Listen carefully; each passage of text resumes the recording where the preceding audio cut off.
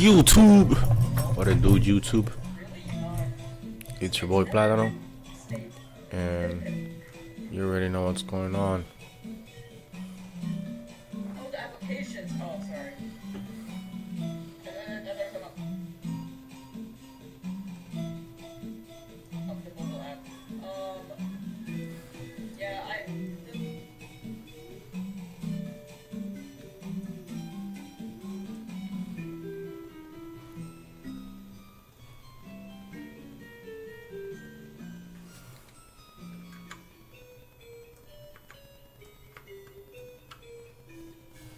Okay.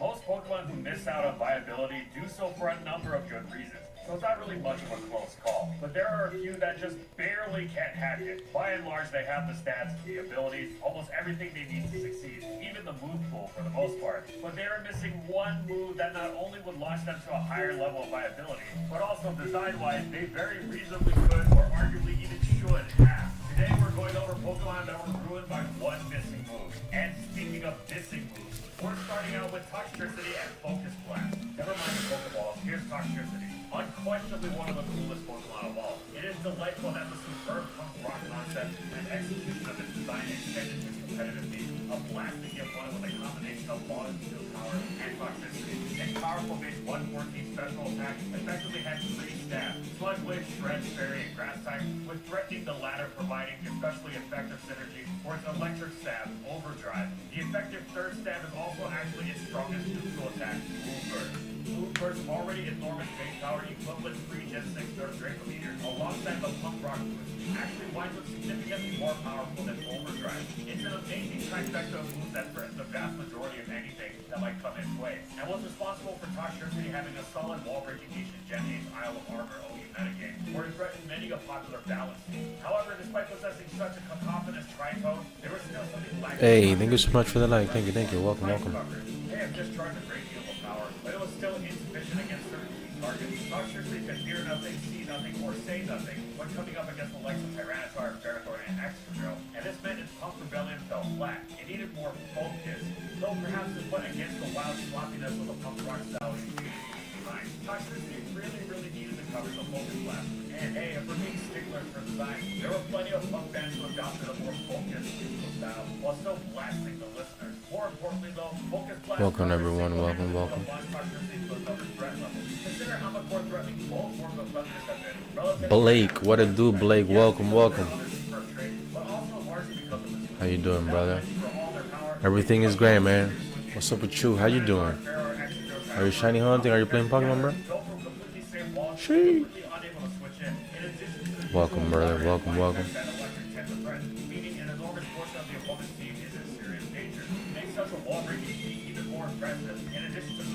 Yes, sir. This is Pokemon indeed.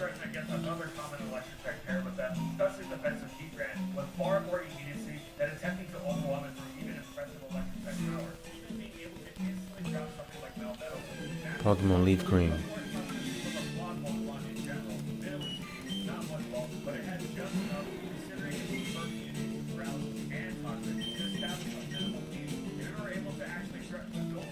Oh, you're not playing Pokemon?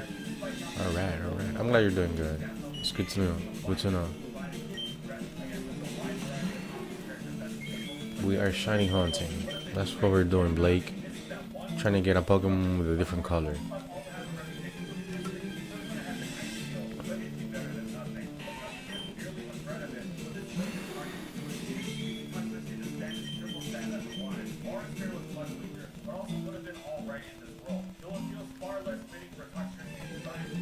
Call you Mars? Alrighty, Mars. Sounds good.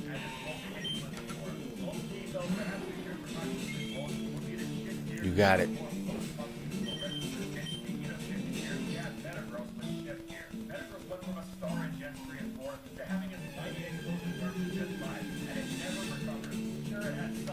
It's Pikachu.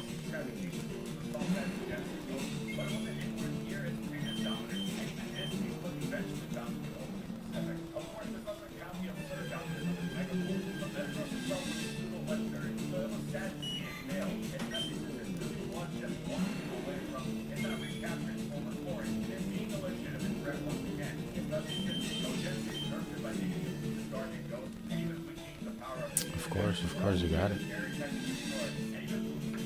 How's your day going, Mars?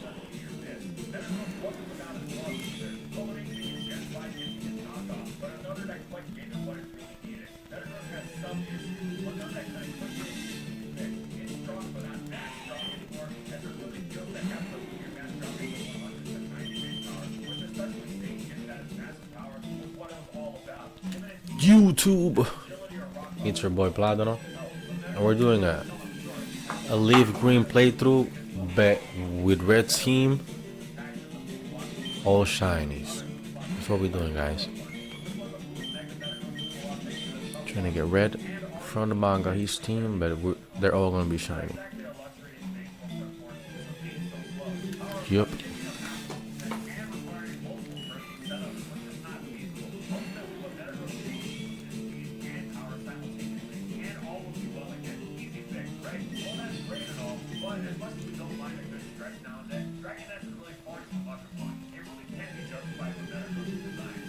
Hey, thank you so much. Thank you. My channel will be big one day, I promise. I'm never giving up until I achieve that goal. So, thank you. Thank you. Thank you for the support.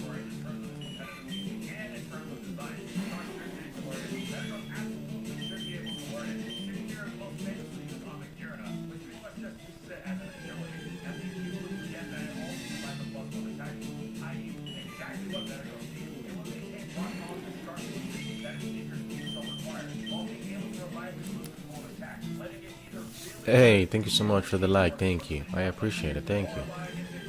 I'm very grateful.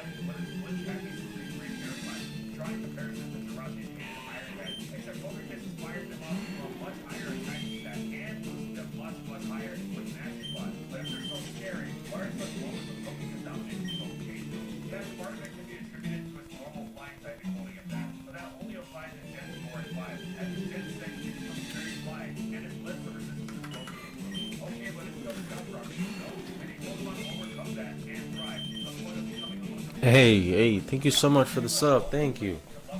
Thank you so much. I'm very grateful. Thank you for subbing. Thank you. Thank you for adding another brick to my wall. Gotta keep stacking bricks.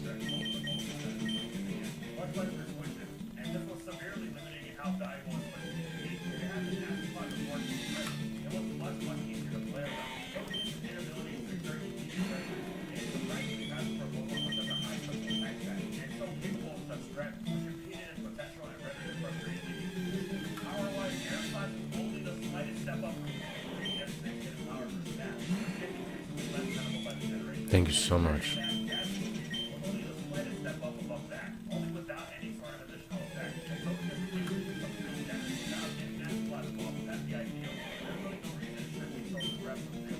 Back to back? That's her target, ladies and gents.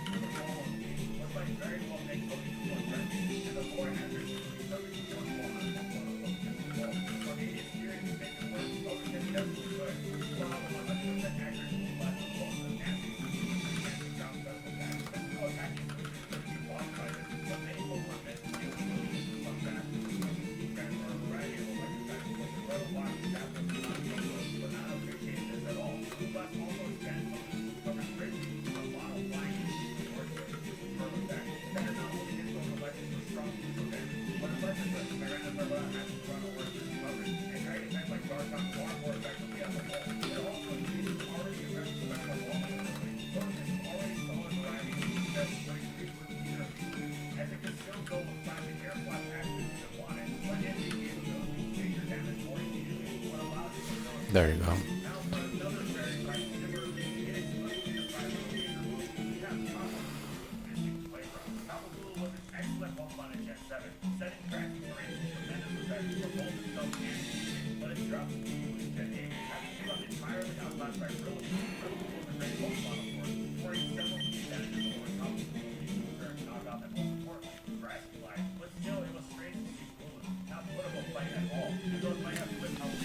Hey, you.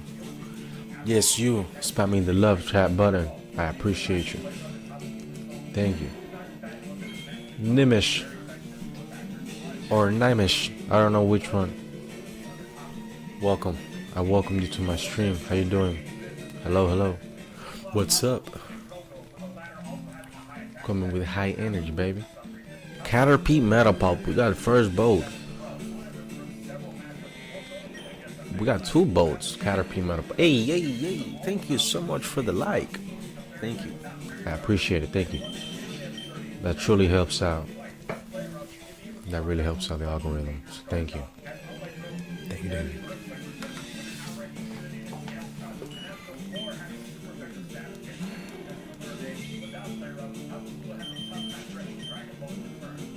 Tapu Bulu cannot learn play rough?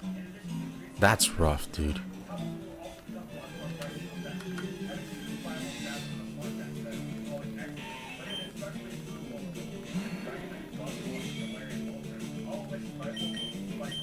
The first one was correct. Nimish, my boy.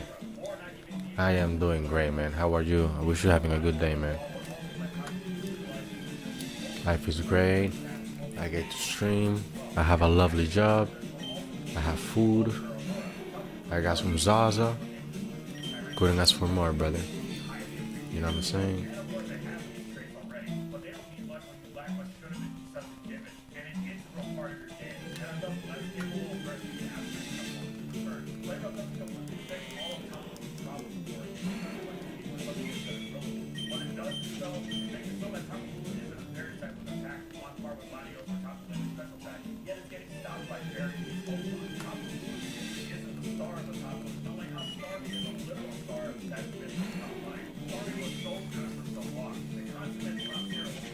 Yo, what it do, Jimmy? What it do?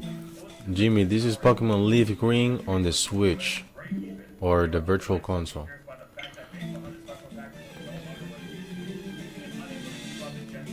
Oh, shooter. It's 12 a.m., bro. Good night, man. I wish you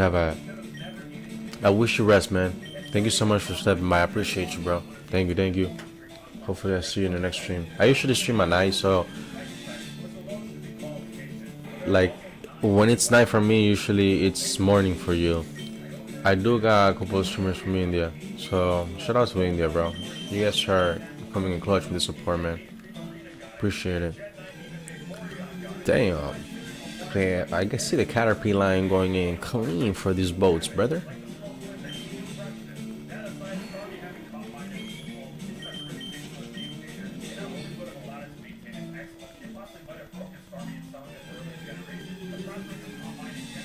Thank you for the love in chat. I appreciate it. Thank you, thank you.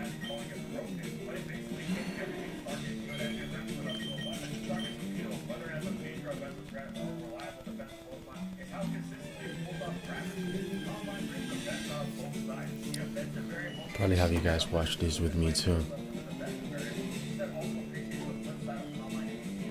Nah, I need a new video. This one is almost done.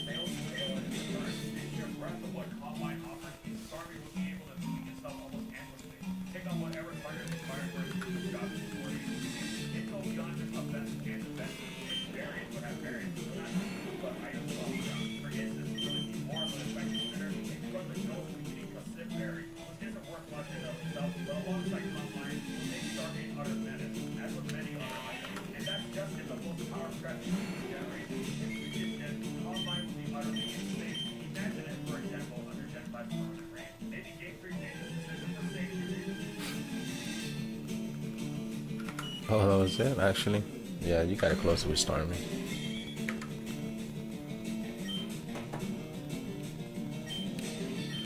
You know what? Let's keep watching the manga. I'm on...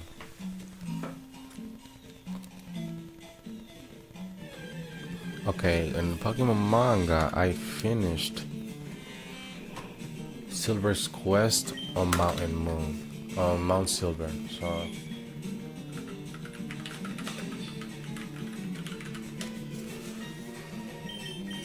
let's see where we at.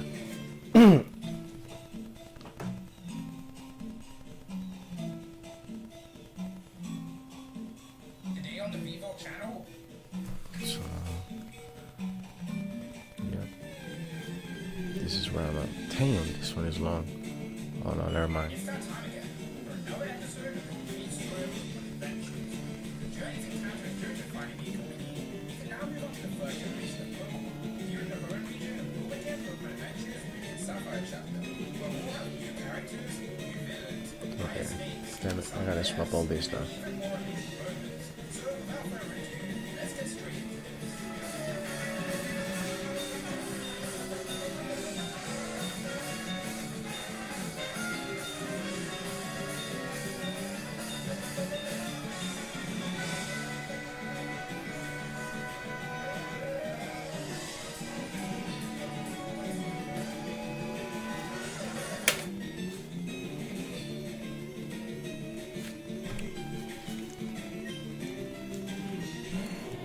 Welcome, guys. Welcome. Yo, rip Chuck Norris. Chuck Norris was still alive? Ain't no way, dog. Ain't no way. But if he, damn, if this is accurate, then rest in peace, man. Rest in peace. You were a good one, bro. You was a good one, boys.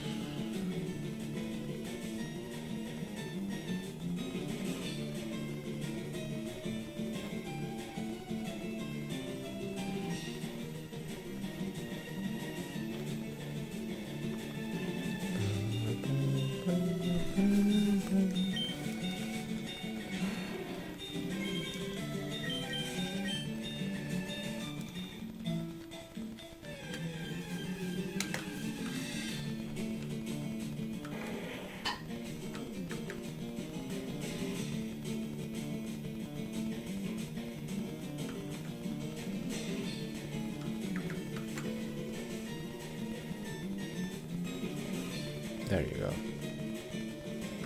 Now this and this. We're good. What up, chat?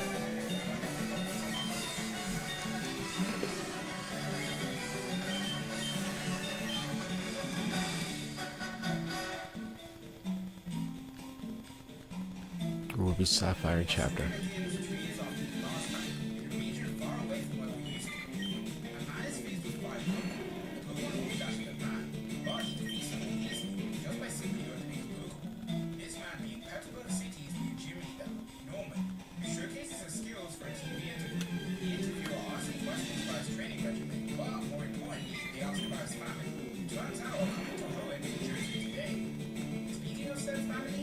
his wife drives the movie back. She calls out to her son Ruby so he can come watch the TV of his father, but he doesn't reply. Turns out he's too busy making hats for his Pokemon to be carried by his father. Suddenly, the truck gets stuck in the mud. Ruby's mom asks him to come help, but just like before, he refuses. So he doesn't want to get himself messy. Instead, having his horse use an infusion to lift the truck, opening the back doors and climb on top of it, announcing to his mom that his team has to be smart, tough, cute, cool, and of course, beautiful. On Route 110, Cedar reaches Professor Birch, doing his usual field research, and now he has a newly acquired Pokedex to help him out. He then gets a phone call from Norman, revealing that the two are friends, and now going to be neighbors, inviting him and his family around for dinner. However, the professor isn't alone. His two mighty Yenda watch over him. At the Milbury town, Ruby and his mom unpack their belongings, Ruby noticing a birthday present and some shoes for his dad. But he throws them away, taking the chance to reveal his true feelings by his father, Jimmy, who doesn't pay attention to his family. So he tells his Pokemon that today they'll be running away, especially because the Hoenn region has tough Pokemon contests. He's already won some back in Johto. The only thing standing in his way is his father, who wants him to become a battler just like him. So Ruby escapes from the window, but not before taking the shoes with him out of guilt. As he runs, he finds Professor Bird, who tells him he's being attacked by some Pokemon. The professor asks for help, but as usual, he refuses. The two mighty men then appear, meeting Ruby at their secret firm. The Pokemon attack him, and the Pokedex reports that they're mighty Yenda. Ruby thinks of Yo, it looks just like it's in the game. The way that the Pokédex it shows it in the manga is the same picture, image, and frame that has in the actual game. That's cool. device and sends out his own Yenda to battle. He leads the Pokemon down with grace, but as we know, it doesn't do any damage, instead just making the Pokemon more angry. As they run away, Ruby's shoes turn on, using his speed like crazy and making him run all the way off the cliff. He falls through some trees, but luckily the person covers in leaves saves him. But the shock of everything, Ruby faints, wakes up later inside a cave. After seeing him being covered in leaves, he thinks of it to be a Pokemon. By his side, Professor Birch's bag and a ringing Pokemon inside. Ruby answers with the ball, and Professor Birch introduces himself, asking the boy if his name is in fact Ruby. Ruby's shocked at this, but Professor Birch explains that he's friends with his father, who asked him to ask them for give him some running shoes early before their public release. Birch asks Ruby why he's not home, but before he can answer, the lead person speaks to him, scaring Ruby and having the Pokemon attack. The person removes their leaves, revealing himself to be a girl. The girl attacks Ruby with her torches, and Birch asks Ruby if he's okay, telling him to grab a Pokemon from his bag, which he has permission to keep. So since he's finding torches, Ruby picks forward to Pokemon Bunty, who isn't exactly Ruby's cup of tea. But right now, there's no time to sulk, as the girl grabs Ruby, demanding an explanation. Yo, May is a wild girl, literally. Being attacked. Birch hears his person's voice over the phone and realizes that the Pokemon that was attacking Ruby was in fact his daughter, Sapphire, who's helping him with his field research. Unfortunately, though, the Pokemon cuts out. Ruby apologizes to the girl for the misunderstanding. His stories are gonna have to wait though, as a survivor of this. Sapphire uses her own Pokedex to scan the Pokemon. She then begins a battle with him, asking Ruby to lend a hand. But as we're all used to by now, Ruby declines, as after all, his team is being in contest. Sapphire is unimpressed by this, defeating the Pokemon by herself. She then gets into an argument with Ruby about which is better, Pokemon Battle or Pokemon Contest. They settle the argument and decide which one truly is better. Two trainers agree upon a bet, being who can complete their dream first, with Ruby taking on Contest and Sapphire taking on the gym leaders. The time limit being 80 days. Suddenly though, Sapphire collapses due to an injury she got while protecting Ruby. And as some thanks for saving him, Ruby gives her some first aid and prepares to meet him. After surviving that Sapphire took down, wakes back up, he plans to go for the kill, only to be instantly defeated by Ruby, who simply opened his Pokemon. Ruby then explains that there's a difference between not having the power to battle and choosing not to battle, Ruby evidently being the latter. Later on, Sapphire wakes up, noticing her injuries are healed up, finding a letter from Ruby. The letter reads that Ruby left Sapphire some clothes, specifically tailored for her, which is pretty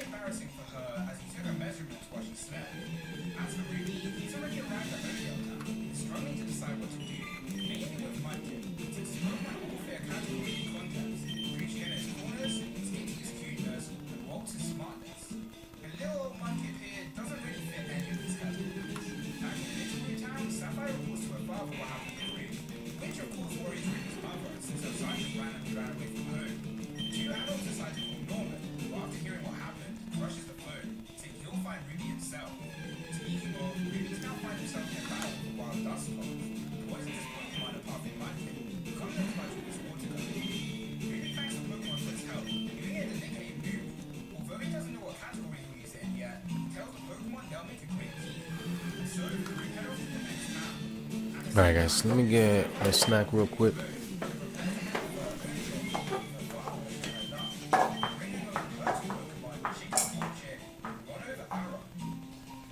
the help of the super quick running shoes, Ruby arrives in Pelberg City. His next course of action being to find a hotel before he runs into his father. And Ruby wild Pokemon then attack him, but Ruby manages to fend them off. Intrigued by this, Ruby follows the Pokemon into the woods, where he finds a boy struggling to catch a Pokemon. The boy thanks Ruby for his help, tells him that his Pokemon are very tough, which Ruby greatly appreciates his toughness in order to catch a Pokemon contest, offering to help the boy catch a Pokemon, which he actually declined since he's already got someone teaching him. Giving Ruby a bad feeling, especially when a silhouette begins to appear. Ruby grabs the boy and eye plans to shoot up, revealing the silhouette to be his father. The boy, who we learn is called Boy, is shocked by this information. Norman notices Boy eyeing him and brings him the bad news that he won't be teaching him how to catch Pokemon, due to the fact that Boy never told him about his illness, which is so bad that it's forcing him to move out of Pelberg City, so that he can get treated. Because of this, he can't risk Boy eradicate one Pokemon. Before he leaves though, Norman senses the presence of someone else, having the slacking attack of Swagger to confuse them. But Ruby successfully escapes thanks to Stitty's safeguard. Norman then leaves, and soon after, Wally collapses, so Ruby takes him back to his home. Wally's parents thank Ruby, tell him that it's too dangerous for Wally to go out and touch Pokemon, offering Ruby the choice to stay the night if he wants. Wally then wakes up and apologizes for the inconvenience he caused. When Ruby tells Wally his story, even though they're similar in a sense, he decides he'll personally help Wally catch a Pokemon himself, temporarily giving him his roles. The two trainers then head to the outskirts of the forest, where they find a wild Kecleon, and with some help from Ruby, Wally catches his first Pokemon. As a thank you, Wally gives Ruby a Pokemon, which works as a map, but also allows him to check his Pokemon's condition. Suddenly, an earthquake starts to occur, and Wally tells Ruby that recently in Hoenn, these have been starting to happen. The two try to run away, but the ground starts to split, separating Wally and Rolls from Ruby, who ends up getting washed away to see Route 105. The next day, Sapphire also arrives at Pelberg City, where she ends up finding herself in an awkward situation, trying to save a Pokemon that got stuck in a fountain. Fortunately though, Sapphire has used such a spell, having her Aron lead the fountain and open it up, saving the Pokemon. This Pokemon being a castle, belonging to the president of Devon Corporation, Mr. Stone. Bruh, I am. No, I'm a little shocked that May or Sapphire, it's like a wild girl, like a wild Pokemon Loki. That's pretty crazy though. Trying to get an interview out of him, but Sapphire isn't too interested. Gabby then notices that the fountain has been tampered with, which is how the classroom managed to get stuck. The tamperers being some people dressed in waterwork employees. They call their boss over protocol, who tells them their plan was simple: capture class 4 and kidnap Mr. Stone. Commanding his grunts to make sure that he kidnaps Stone by the end of the day. These mysterious water people. Back at the fountain, Sapphire notices the fountain. A bunch of water Pokemon jump out. The Lombre attacks Mr. Stone, stealing something from him. So Sapphire, Gabby, and Ty all chase after him. Eventually reaching Pelberg Woods, where he acts on the field themselves. Lombre then attacks Gabby and Ty. Sapphire tries to fight back, but with the hand use of a water stone, Lombre evolves to overpower their team. The battle until their boss has successfully scored a pass and picks up Green and Snake. Now all that's left is to defeat Sapphire. The cars from the comes to a rest, turning into the sun inside the game. Using torches and YouTube, what it do with YouTube? once they have their freedom, Sapphire apologizes for failing to get the pass back, and the GP Drew say go report this information to the police. Mr. Stone has one more request for Sapphire, giving her a letter and asking her to deliver it to a man named Stephen, which she accepts.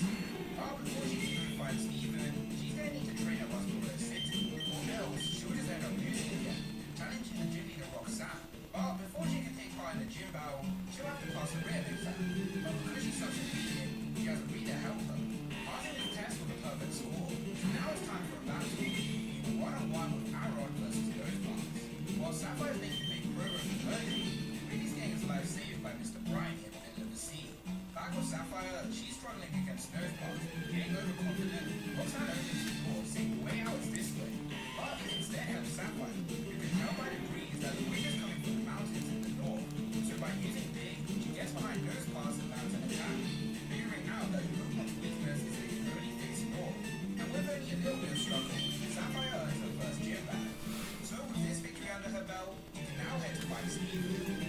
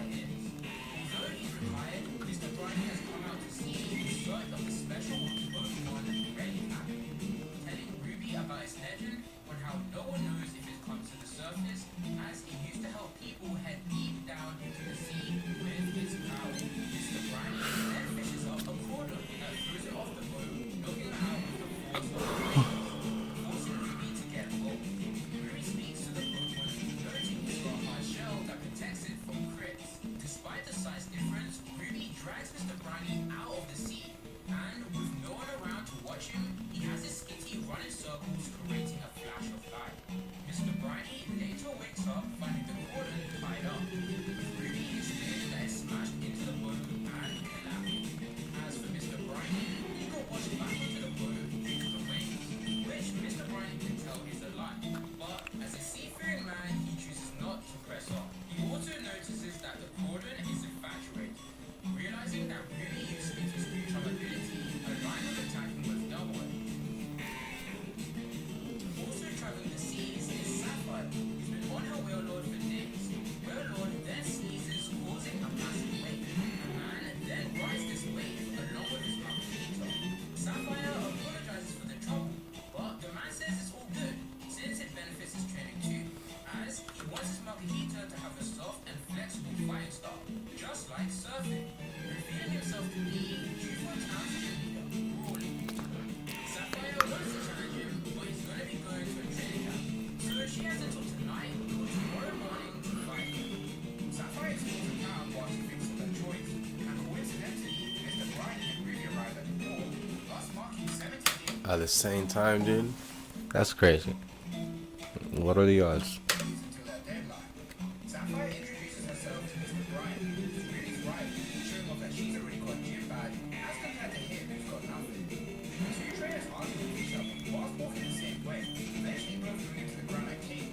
The cave has a split path, allowing the two to finally separate. Ruby's been about being the super rare Minotaur, which is right up Ruby's alley for a beautiful Pokemon. While searching, he ends up getting attacked by a water Morwa, but luckily he gets saved by Steven. During this battle, Ruby's Poochyena begins to evolve. Upon touching the moonstone that Steven had, Sticky does too. On the other side of the cave, Sapphire begins her training, knowing that Rawley isn't going to be an easy fight, deciding she'll challenge Rawley tonight.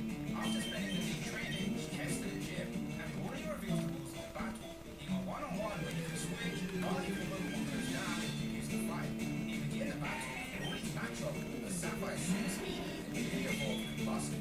But not only that, she's also evolved her Aron into a Lera. Rawley decides to take things serious, sending out his Magneto to dodge Sapphire's attack, just like he had trained for. Nearly managing to defeat Lera, forcing Combustion to go into battle.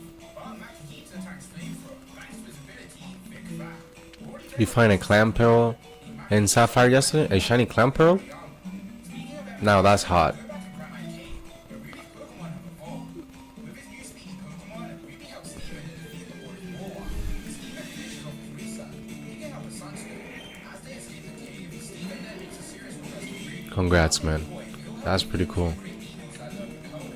Being able to notice his hidden skills, asking for his name and age, which Ruby replies with being 11.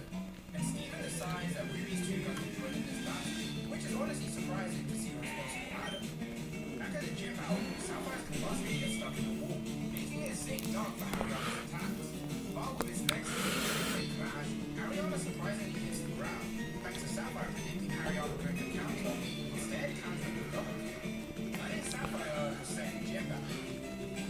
The trainer and gym leader head outside, they were roughly through Granite Cave. So Sapphire prepares to go there, knowing that's where Ruby is.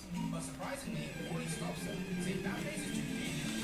But she says that someone she knows is in there, making him understand that her friend is in danger, causing Sapphire to get flustered at the idea that she's even friendly with Ruby.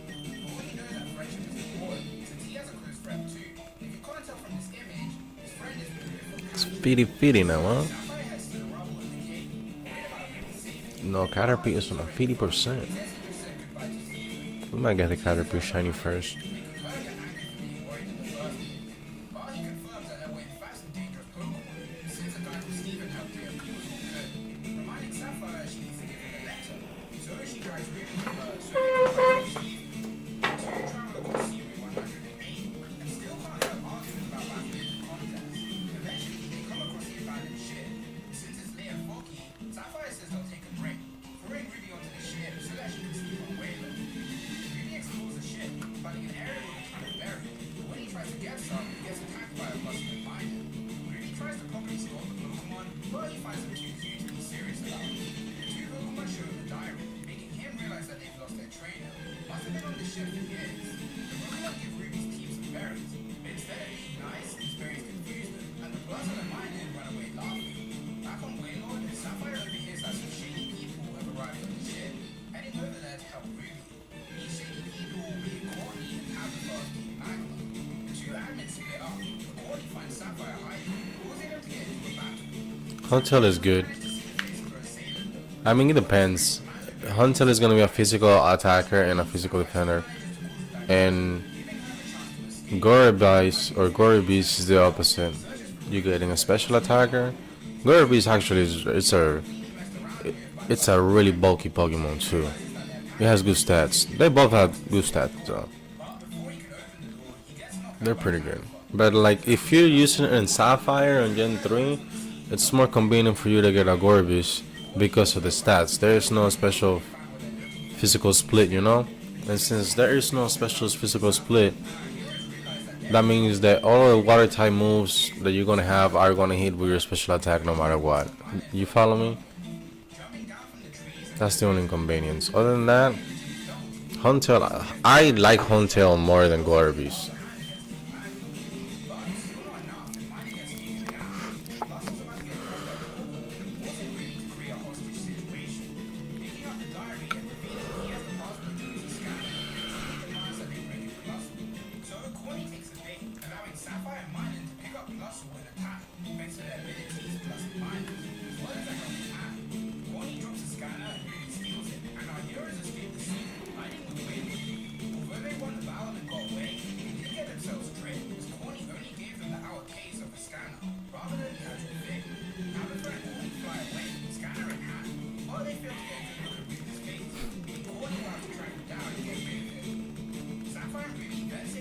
Pikachu? Pikachu came in top? That's what we want, baby. Let's keep them bolts up.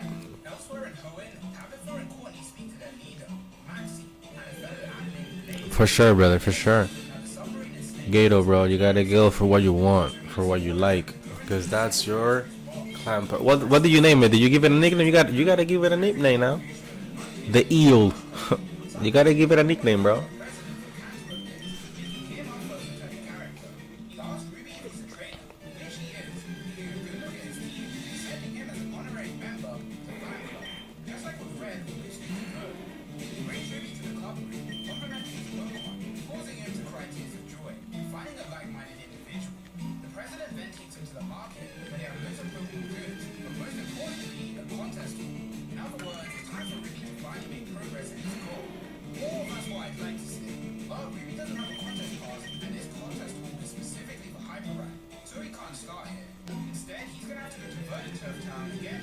Okay.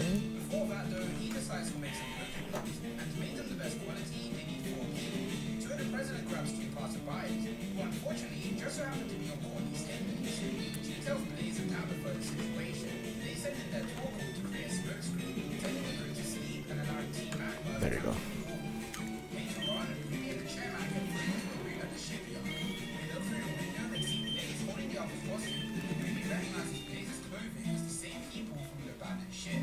The president also notices one of the captains YouTube. stern, which means these 2 have been caught up in something big and bad. Blaze operates an evil, lifting the submarine from under the water, asking Captain Stern how they can operate it. And when Joe enjoys and spills the beans, explaining that Yo. whole part, Hey, which just so happens thank you so much for the sub. I really appreciate it. Thank you. Thank you so much. Welcome to the family, man. runs away into the submarine. Blaze tells the Pokemon to stop, but it continues to chase. Thank you. Very grateful. Thank you.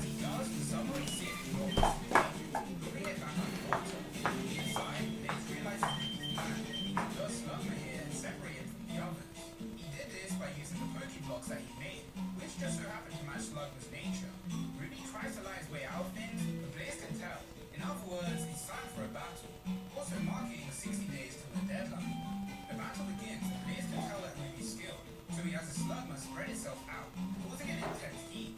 But that's not all. The heat makes Ruby get dazed and start to see things that aren't really there. These illusions cause Ruby to remember back when he was a child training with his father. Back then, Ruby wanted to become a strong battler, but seeing this memory snaps Ruby back to his senses, reminding him why he began fighting in the first place. And despite the fact that they're on a submarine, he commands his Marshstrong to use Earthquake. During the commotion, he returns his Pokemon and flees through an escape. It's a female too? Holy shit. Yo. Thank you for the sub, babe. Let's get it.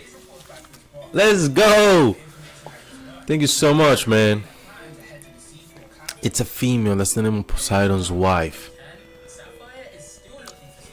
Damn, I'm getting Amphitrite. Amphitrite. Did I say that right? Tell me if I said that right, my boy. Amphitrite. I love the meaning though. But it's a female. That's crazy. That's crazy.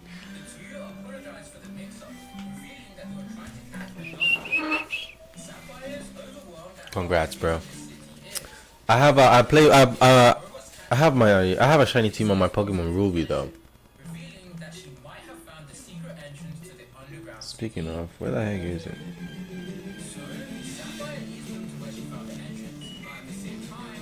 I gotta see what that game is.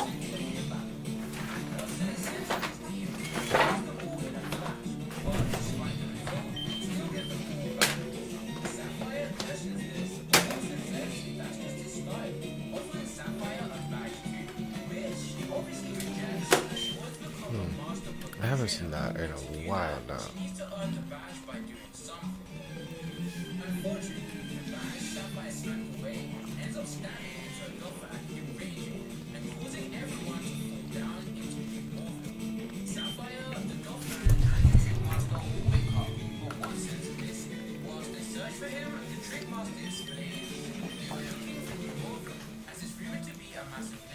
Which is just what they need to help with the tons of kids in Warville City. So Sapphire decides she's gonna help them investigate this area as a substitute for a gym map. Maybe see my card. Out to Watson, who asks them to hurry over. Finding him stuck to a generator. The generator begins to attack them, and the Trick Master uses his gadgets to find a way to defeat it. They just have to attack when it begins to absorb energy. So Sapphire teams up with Watson's Electrite, who has lightning. That's the light east sounding. Alright, perfect. Sounds good. I got you. Is that the only shiny you have? Instructions on how to correctly activate the city, thus making it a safe place for kids to play. With this task completed, Sapphire gets a new teammate in Fanny the Dogman, and of course a new gym badge. Back with Ruby, Ian Marsh took a funny minute back to the circus, now on Route 180. Ruby spots a TV broadcasting what happened at the shipyard, which is troubling for him since he's trying to stay hidden from his dad. On the topic of family, Ruby's mum sees this very same broadcast, where lo and behold, Ruby appears. Ruby continues sailing in the escape pod, but ends up getting tangled in a swimmer's fishing line, who forces Ruby to stay and help him. As he fishes, Ruby tugs up a feedback, only the Pokemon ugly is throwing it away. The swimmer then begins to explain his story, saying that he's been here fishing for 10 days, trying to find a specific Pokemon, all whilst Ruby keeps fishing up the same feedbacks. The swimmer then shows Ruby what the Pokemon looks like, which just so happens to be feedbacks.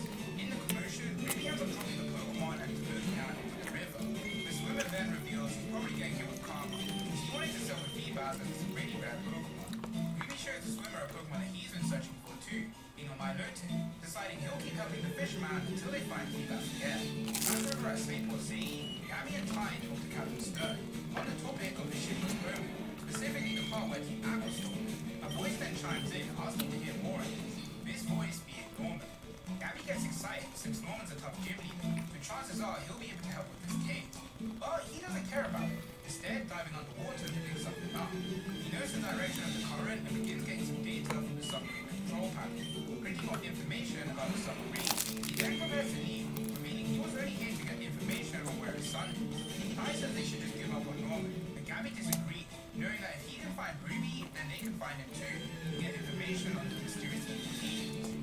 Heading back to Ruby and the swimmer, they haven't been able to find feedbacks, with the sky now turning dark, while rumors start to make their presence known, specifically while Zangoose and Survivor, which end up having a battle against each other.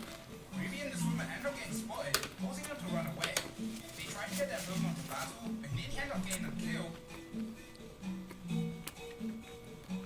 When the Pokemon's claws and teeth grab hold of them. Luckily enough, Feebas reappears from the water, turning Ruby as Pokenav and protecting them with Light Speed and Miracle. The Pokemon get free from their Pokeballs and the gang continue to run away, eventually finding cover in the Weather Institute. The swimmer tells Ruby to thank Feebas for helping them out, and to add the Pokemon to his team, making Ruby's team even more contradicting. A Pokeblock then rolls across the ground, which attracts the attention of Luna. Leading it to the room, Ruby notices that his Pokemon missing, heading after his trail, noticing that the Poke-blocks taste exactly like the ones he made, and a voice confirms they are the one he made, as Norman has now found his son. Right off the bat, the battle begins between the father and son, and nearby, Gabby and Ty are closing in on the Weather Institute. Whilst Mr. Stone's in the hospital, they've been taking care of his cast form, and now tries to break out the window. Eventually, they arrive and see Norman holding Ruby over the head, heading inside to get involved. Pause. That's his son. What the heck? Isn't holding anything back against Ruby, throwing him around. Ruby weighs up his options, either to apologize or to try and run, or maybe a potential third option. His thinking time gets interrupted though when Slacky picks up the ladder, swinging Ruby around. So Ruby grits his teeth, deciding to go with the third option. That's to fight his dad here and now. So a double battle begins, with Ruby picking Nana and Kiki, the fight against Slacky and Vigoroth. Ruby claims that he'll become the champion of Pokemon contest. Norman isn't impressed by his skills. After all, he's the one who taught Ruby every move he knows.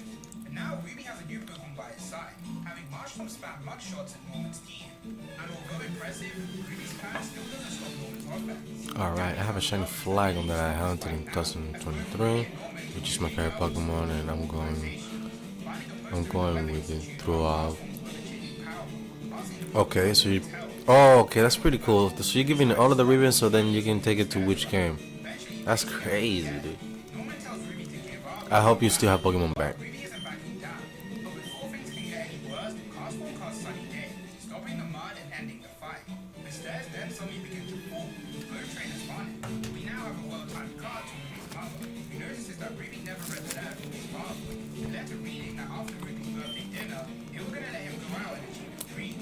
Back to the battle, the father and son duo are barely hanging on by a metal pipe, with the only thing under them being jagged rubble.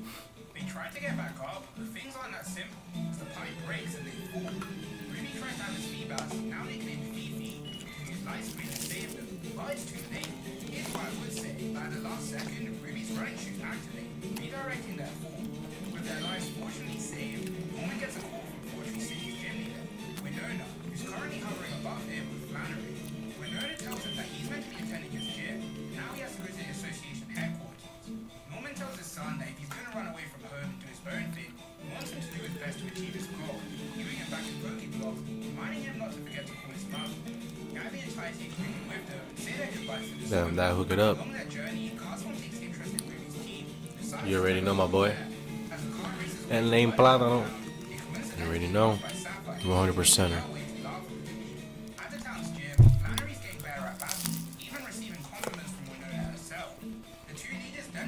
Sapphire, challenger who's got 3 gym badges really quickly, and chances are he's probably coming here next. So Flannery heads out for more training, clearing shield defeats Dominicano de pura cepa, loco, que lo que. so she gets the attention of a specific team, who wants to know more about Sapphire. Speaking of, the girl has now arrived at Mount Chimney, scaling the mountain with ease. As she does, she spots a cable car holding She got a Dawn Fund now? That's pretty cool. With the help of Dawn Fan, she gets onto the cable car and gets straight into battle with Team Aqua. But Matt doesn't get into battle, instead having a Suzumaru fill the car with water. And for him, he doesn't have to worry about ground. The Suzumaru can create air balloons for people, deciding to finish things off with Sharpedo. At top Mount Chimney is the rest of Team Aqua. We're trying to kill the volcano and stop its activity. Sapphire helps Flannery dodge, but gets slashed in the process. Luckily though, Sapphire can hold her breath for a long time. Flannery, however, can't.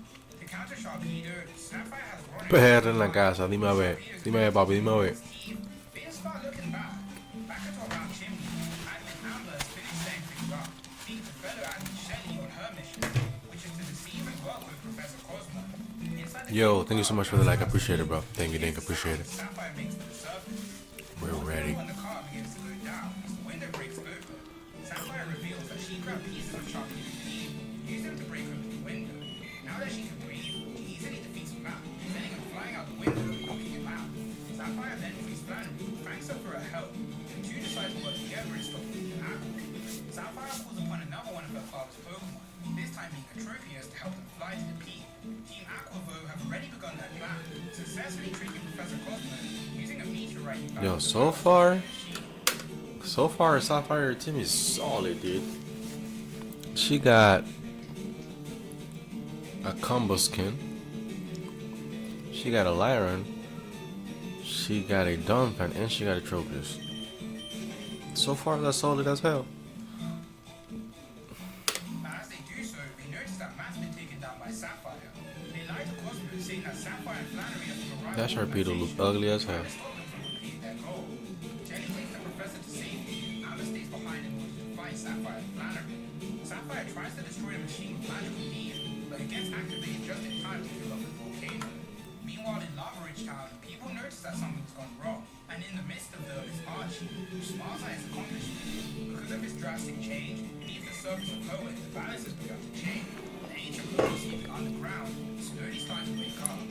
Also noticing this change. What's up, guys? Welcome.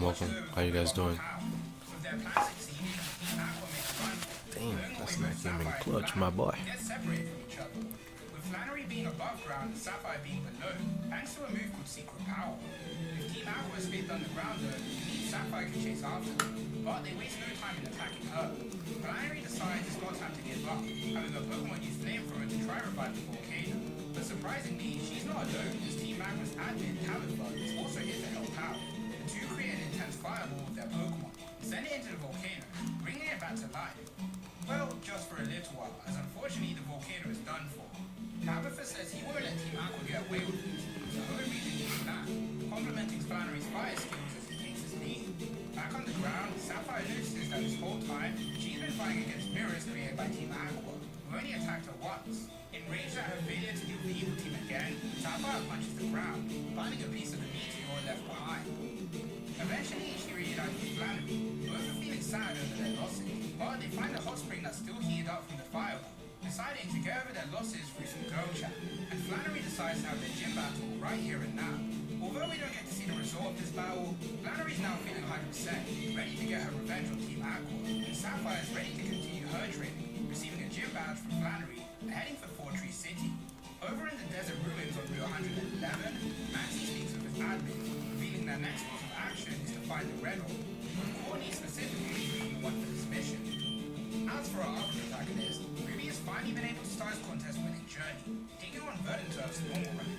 For cues, he's got Kiki, for coolness, he's got Nana, toughness, Boo-Boo, for smarts, both for the castle, lastly for beauty, Fifi. Gabby and Ty then come to congratulate Ruby on his winning streak, and Ruby prepares for the beauty round. Although Feebas isn't what you would call a beautiful Pokemon, with Ruby's skills, he manages to show off his best qualities. But during his performance, he spots Wally in the crowd. After the contest is all done, Ruby heads to see his friend. But what he thinks is Wally is instead his cousin, Wanda. Wanda informs Ruby on how Wally's doing, since although he's meant to be in Verdanturf Town, he left this morning to a larger hospital. They then hear on the past TV that a cave-in has occurred. Oh, ambition. So they drive off to see what happens. As they do, Absol runs past them, worrying Ruby as he knows when Absols are sighted, disasters are usually what follows.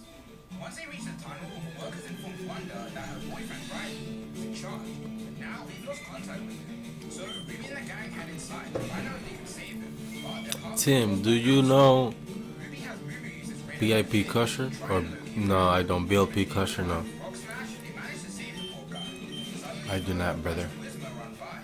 Riley explains that they didn't use any heavy equipment, as not to frighten the Pokemon. But despite keeping the instruction to a low level, the cave-in still occurred, making him think that something must be happening with the Hoenn region, especially due to all the weird earthquakes they've been having. The Wisma then suddenly starts shouting, which indicates danger. This danger being Courtney and Team Magma, with a purse behind the cave-in. The grunts get to work surrounding Ruby and the gang, whilst Courtney searches the cave for Red. I was getting scared. I haven't seen a Pikachu in a minute, bro. Damn. But she's gonna have to act quick, as Team Aqua Speaking of, Pikachu is winning right now on the boats, baby. Ruby for some help, making Courtney realize who he is. Janie plans on kidnapping him. She begins a battle with the boy, but despite this situation, Ruby refuses to use his Pokemon. But Courtney tells him that no one's around, so he can battle without having any concern, meaning she knows everything all about him, thanks to Team Magma's horns. These horns carry a lighter containing their memories. I don't know how this works exactly, but just roll with it. But with the true nature revealed, Ruby drops the axe and sends his team to battle.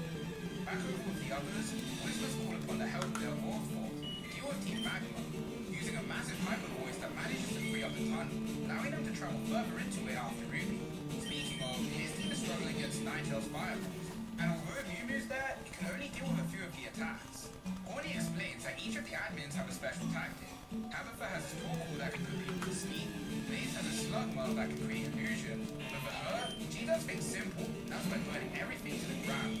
She then tells Ruby that she has a fondness for beautiful things. She then asks, how does he define true beauty? Because to her, it's not competing in contests, picking up one of his ribbons and throwing it into the flames. Then surprisingly ending off things by asking Ruby if he wants to join Team Magma. Fortunately though, the high voice from before echoes down into the cave, giving Ruby the chance to collect his thoughts, returning his Pokeballs and giving Mumu a sweater to keep it from losing its moisture, then having it carry them all to safety. Mary Poppins, Geo, I love the name, dude. Oh snap! How many resets did it take you to get a shiny starter? 26 encounters, bro. I only had to do 26 soft resets and boom! We got OG Kush in the house, baby. Yes, sir. And with the string attached to his sweater, pulls Ruby to safety and traps Corny in her own attack. Corny then gets a call from Blaze, who asks about her mission in finding the orb. But she tells him that he can find the orb, as she's found something much more interesting, specifically in Ruby. As for Blaze, he's headed making the scanner to find the orb, which are both located in Mount Pyre.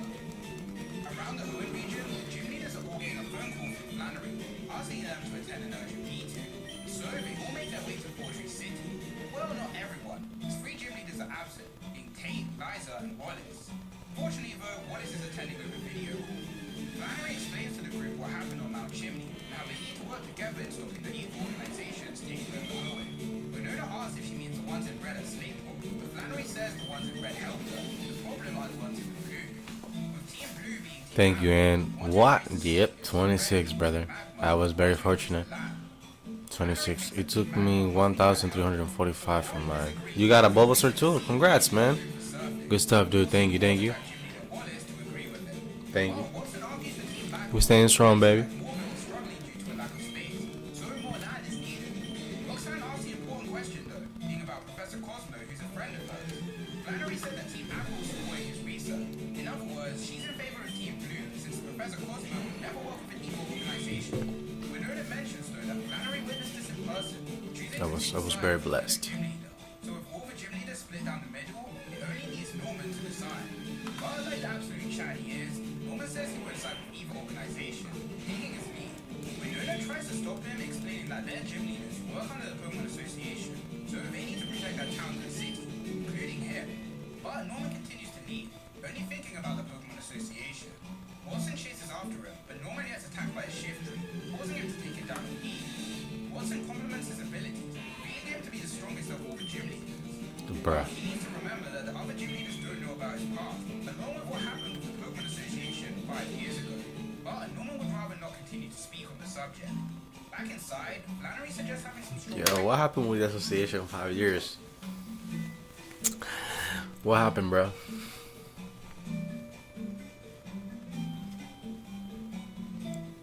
What happened with the association 5 years ago, dude?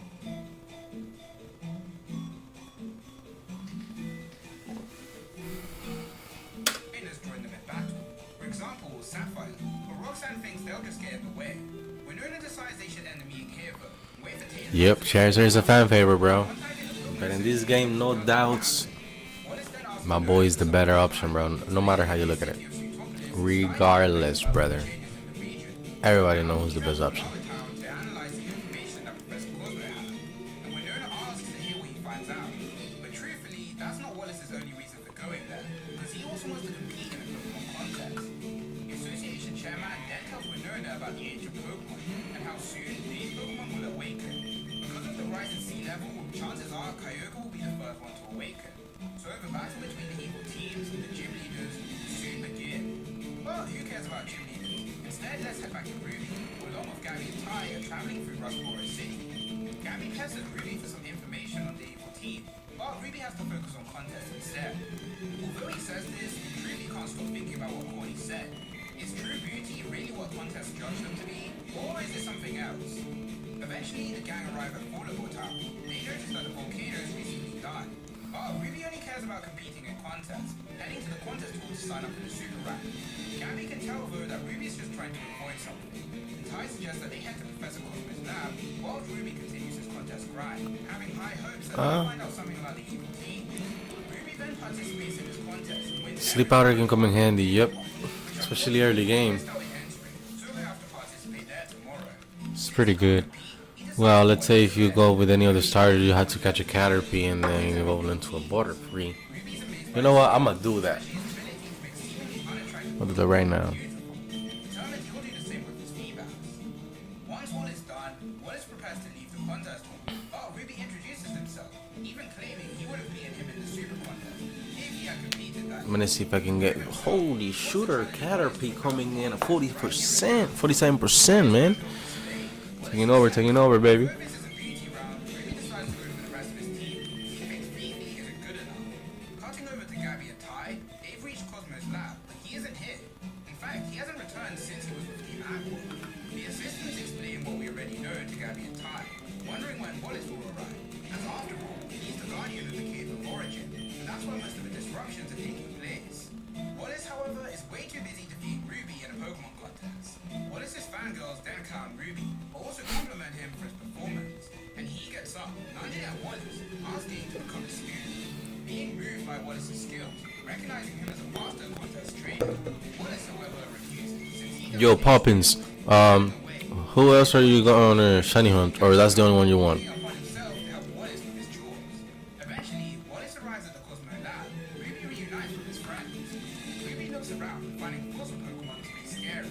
Ty mentions that son of a gym leader shouldn't be worried about anything. This catches Wallace's attention, having his love disc open the container. Shiny Eevee? Okay. Sounds good. I will go for a shiny Eevee too. Pokemon to calm down his fear. At one point. Confirming Wallace's suspicions, changing his mind and accepting Ruby as a student. After Trying to get my face or Pikachu first try right here. Fah! Ruby can't help but think about something. That's something Gotta make it happen. news station broadcasted the information on the rising sea level. The assistants, however, told them that their station are the ones who decided not to report on it. So Gabby decides to call the chief of the station and ask about this issue. The only problem is, the TV station just so happens to be our good friend Archie, which explains why the news haven't brought any time. The next day, Ruby gets his contest badge and heads off with Wallace to Fortune City. As for Gabby and Ty, they have to head off somewhere else. As they fly through the skies, a flying Pokemon dashes under them. This Pokemon being Sapphire's Troppy, is also taking her to Fortune City. When she arrives, she finds a young girl and her Pokemon stuck on a tree, so she helps them out. The young girl explains to her that her Pokemon hasn't been feeling well, so Sapphire helps out by examining the Pokemon and giving it some berries. The girl then realizes by Sapphire's talents that she's the one that Winona's been looking for. Perfect timing, Winona appears, introducing herself as the leader of Fortune City. To test her skills, she immediately challenges Sapphire to a gym battle. Sapphire putting up a good fight due to their battlefield being the entire city. And despite being up against a flying type gym leader, Sapphire chooses Chip, because she knows that during this battle, he'll be able to reach his final form and evolve, which it does so, evolving into Blaziken. But even with his plot-driven power, Blaziken, baby! still can't be denied that Sapphire takes the L. Winona is impressed by Sapphire's skills though, offering her some coaching for the next 2 days, which she of course accepts. She then asks for her opinion about the gym leaders which she's met on her journey, with Sapphire saying they've all been strong and wonderful. So the 5 of them reveal themselves to be watching her battle. Winona then explains everything about Kyogre, the legendary Pokemon that's about to awaken, so they want her to join them in the battle. Appearing from the sky, Wallace arrives with Ruby, who is of course shocked to see his rival Sapphire there too. Also, now seems like a good time to mention that we only have 30 days till the deadline. Back to the important matters, since Tay and Liza still haven't arrived yet, gym leaders will be waiting at Fortune City for their next meeting. Ruby's surprised to find out Wallace is a gym leader, who hits him back with the knowledge that he didn't say he was a gym leader's son. Wallace then noticed that the air humidity is starting to rise, so he tells Ruby to wait behind whilst he checks something out. Winona and Sapphire do some training, but soon she gets called off to do something, leaving her pupil behind too. With Ruby and Sapphire left alone, they engage in conversation, now being more friendly with each other. After their multiple meetings, the mutual friend and Fofo. Sapphire, however, is starting to feel flustered around. I'm going for full team so far. I only got Ivy and Nidoking, which is pretty good. Surprising Ruby, since she's acting like a normal girl. Now I'm going for Eevee. I don't know who I want next. Okay, so you're going for like your... Hey, thank you so much for the like. Thank you. I really appreciate it. Thank you. So you're going for like your dream team, huh? I'm sure doing Lapras. Okay, Lapras is pretty good. You're going for a solid team, my boy.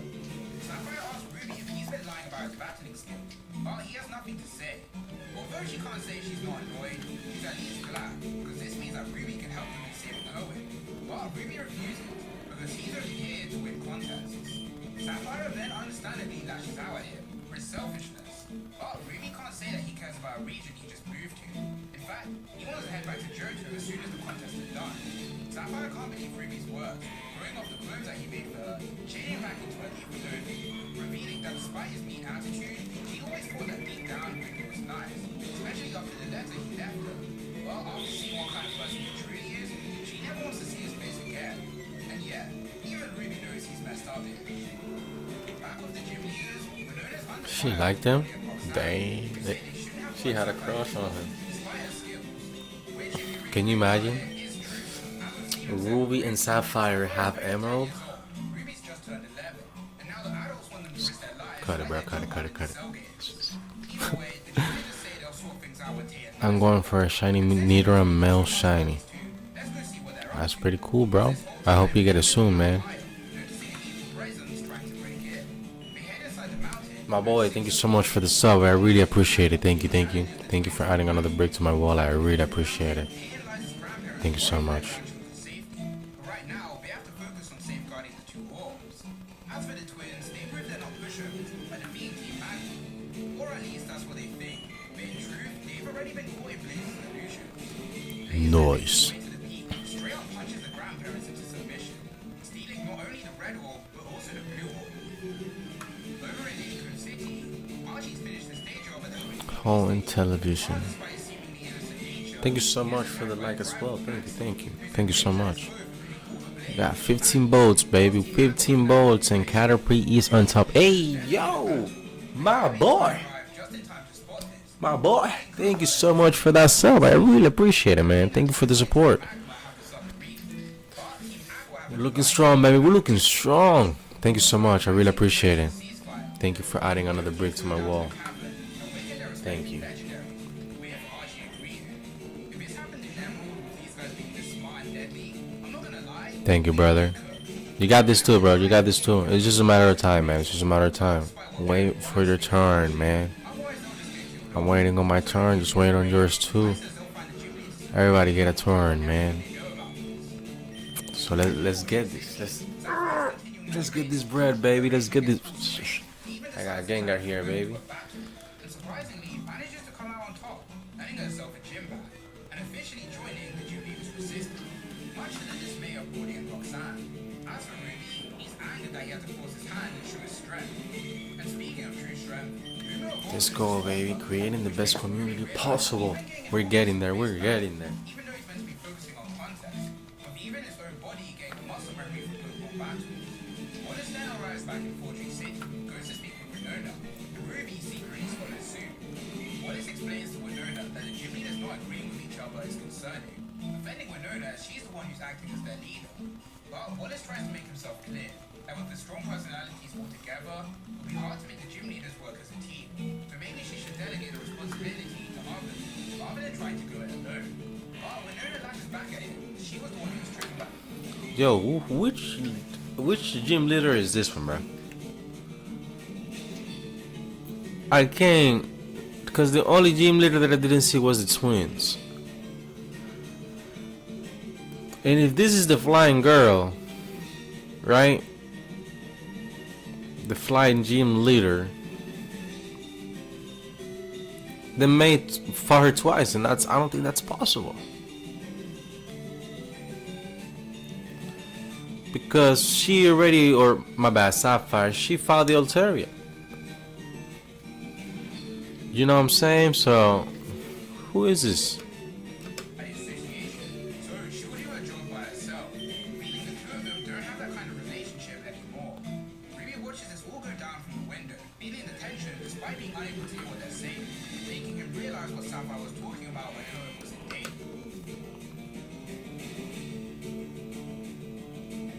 So I got 6 gym leaders out here out of the 8, right? That's not including Norman and Wallace. So she did fight her twice. With clothes and with it. Yeah, you guys get it. These guys are all serious about solving that problem, but as for himself, he isn't. So Ruby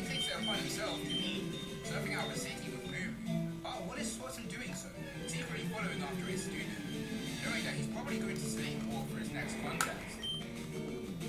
But what awaits him when he arrives is the sight of the city being almost nearly submerged in water, which happened thanks to a huge tidal wave. At Team Aqua's headquarters, Archie's getting giddy at his team's success. Maxie and his team then arrive in their submarine, saying everything's ready to go. They're about to go down. Well, he smacks him out away due to his failure. God damn. So instead, he'll be bringing Amber as his ally. With everything set, two teams begin their departure to deceive Phil Cavett. That was slap on head like quick right up. Bah! Due to the media not saying anything about this, Wallace immediately gets straight to helping Lee, but he still wants to find Ruby. Over at the contest hall, contest is somehow still being held, but with our MC being the guy from the catcher's spike rings and surfing rings, Alright, you know what? We're gonna catch a level 5 Caterpie. wishing he could find Ruby and having created a feedback spot. And luckily enough, Ruby's the only participant here. So let's see if we can get Poke Rush. What Sapphire said. The lady at the desk asked Ruby what Pokemon he was using. Ruby trying to find his feedbacks that got left behind. Ruby then lashes out at his Pokemon for his inability to keep up with him and the rest of the team. But for We now, know that. That's her name. Yeah. although Ruby's the only My boy, appreciate it. although there's no Appreciate it. We know that. only the MC and the desk Thank you, brother. Thank you. Thank you. Phoebe still manages to get 0 votes. As instead, their vote went to a secret participant who drew We know that. with moves so amazing Damn. they made She Ruby fired twice, dude. Ruby shouts at his Fifi again for failing, saying he should have never let the Pokemon join his team, which he instead looked like a Milotic. His team all look at him with fear and disappointment. Fifi runs away in tears. Ruby wants to chase after it, but he's stopped by Wallace. Piecing everything together, Ruby gets annoyed at his master for joining the contest to make a fool out of him. But Wallace splashes water at him, saying he should never blame his Pokemon for his own lack of skill. Ruby calms down and realizes what he did was wrong, trying to search for his missing team member. But by now, it's already too late. Beings from the contest hall then start to collapse, causing Ruby to get injured, forcing the swimmer to have to help him out. But now, Ruby has no hope in finding his Pokemon. Wallace continues to lecture Ruby on his mistakes, making sure he understands his mistakes.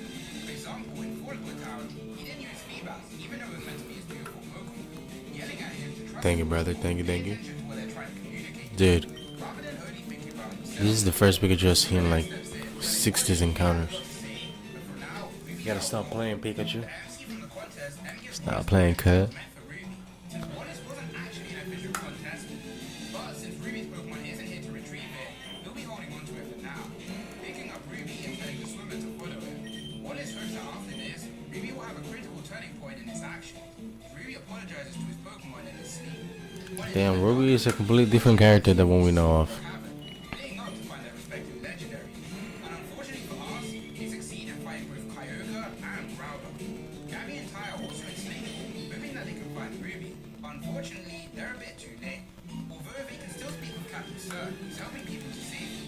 They reveal everything they know about the two teams' plan and ask if there's any way to stop them, which unfortunately there isn't.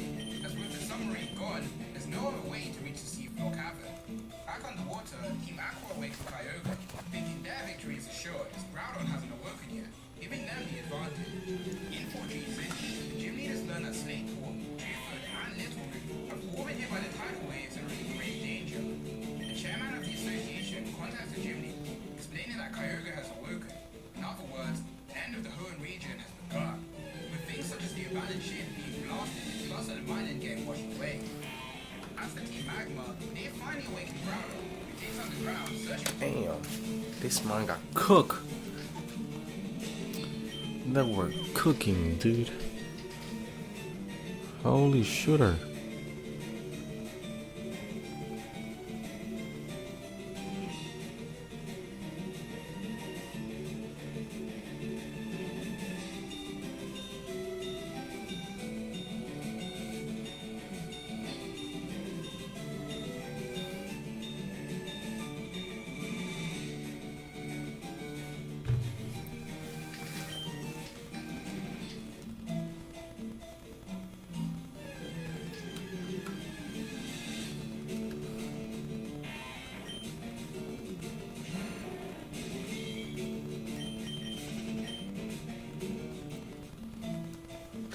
for a large territory to destroy. Usually, as Archie said, Team Aqua and Kyogre would have the advantage. Maxie has both the red orbs and blue orbs, giving him control over both Pokemon. We now head over to our other protagonist, Sapphire, who's really feeling the intense heat as the trees all around her begin to wilt. But not only that, the entire city, forest, and river begins to dry out. Junius also notices this, and the chairman tells everyone that these two catastrophes will tear Hoenn apart, but they'll need to split up, with Roxanne and Bully going to the heat wave, Watson and Flannery going to the flooded zone, and once there, they'll direct everyone to safety, which is underground in New Orville. As for Winona, she'll go to the center point of Hoenn, Winona. take orders from both sides. Tagging along with Winona is Sapphire, and so everyone heads to their stations. After a while, Sapphire and Winona reach the borderline. They spot some water from one of them stranded, so Sapphire helps him back into the sea. One of his Pokemon being a Relicat. Suddenly, though, a massive tidal wave rushes at them, but they get saved by Relicat's ability. Sapphire treats the Pokemon and nicknames it Relic. Winona then gets a call from Damn, then she gets a Rolly calf? even with the type advantage, they still can't damage it. She definitely got a better team out of the two of them. Face to face with Growler. Tay and Liza's grandparents then appear, revealing that the jewels have been stolen. Tay and Liza have gone missing. However, there is one key to saving the world. That's to defeat the enemies in the Seafloor Cavern. Sapphire sends out her Wailord for more surface area, as well as to make her way to the Seafloor Cavern. Even with that, they still can't get underwater. At Slateport City, Wallace meets up with Captain Stern and discusses about Steven, who's currently missing. As for Ruby, he's at the first aid center, seeing people he knows struggling, ashamed of himself for constantly running and hiding from others. Wallace and the others then arrive and contact Winona, exchanging information with each other. And Ruby spots Sapphire on the video with her Relicat, reminding him what he learned about the Pokemon from Mr. Bryan. Judging by the way the conversation's going, Ruby realizes he's the only one who knows this information. But he spots Fifi outside struggling, heading down to help his Pokemon. But it turns out just to be a Magikarp. Although if his Magikarp still as a trainer, being a blind boy who found his Ruby, wishing he could be a skilled trainer and help others just like he did for him. After hearing these words from this boy, Ruby thinks about everything he and his Pokemon have gone through on his journey, such as not telling Gabby the information that he knew, not using his skills to fight the threats in Hoenn, instead deciding to run away. But now he's had enough of doing that, apologizing to his team for his actions with Fifi, having Kiki deliver a letter to Wallace, asking him to continue to see Winona. In the middle of the sea, everyone's panicking, and they have no way to get to the cabin, but luckily, Oh, this is so Wallace and fun. Ruby arrive. He's also got a new outfit. Ruby reveals he has a way of saving the world, telling them the story about Relicat's secret moon, being died. Ruby measures the Pokemon and says that it's small, so it would only be able to carry the weight of two children, of course being him and Sapphire. Offering Sapphire a new set of clothing that he assures will look great on her. And that's why they call this guy a charmer, because he's smooth with it. Sapphire changes into a new outfit with two whole hands, using dive with Relicat to reach the bottom of the sea. With their students gone, Wallace and Winona plan the next move. With Wallace deciding to help Roxanne and Bully, Winona having to return to her office, since that's what was asked of her by the association. The two leaders then spot a massive airship carrying the League building. The chairman says to Winona that she can join the fight, whilst he supervises the leaders. So Winona prepares to take to the sky, and not before letting Wallace show off that Ruby isn't the only charmer around. A mysterious man in a flying machine Scott? passes through a window in the League building. During all this destruction, Professor Birch is stuck in the middle of the sea, only armed with a Trico and a Pokedex, which was meant to belong to the third Hoenn Dex Order. Boy with crescent-shaped hair.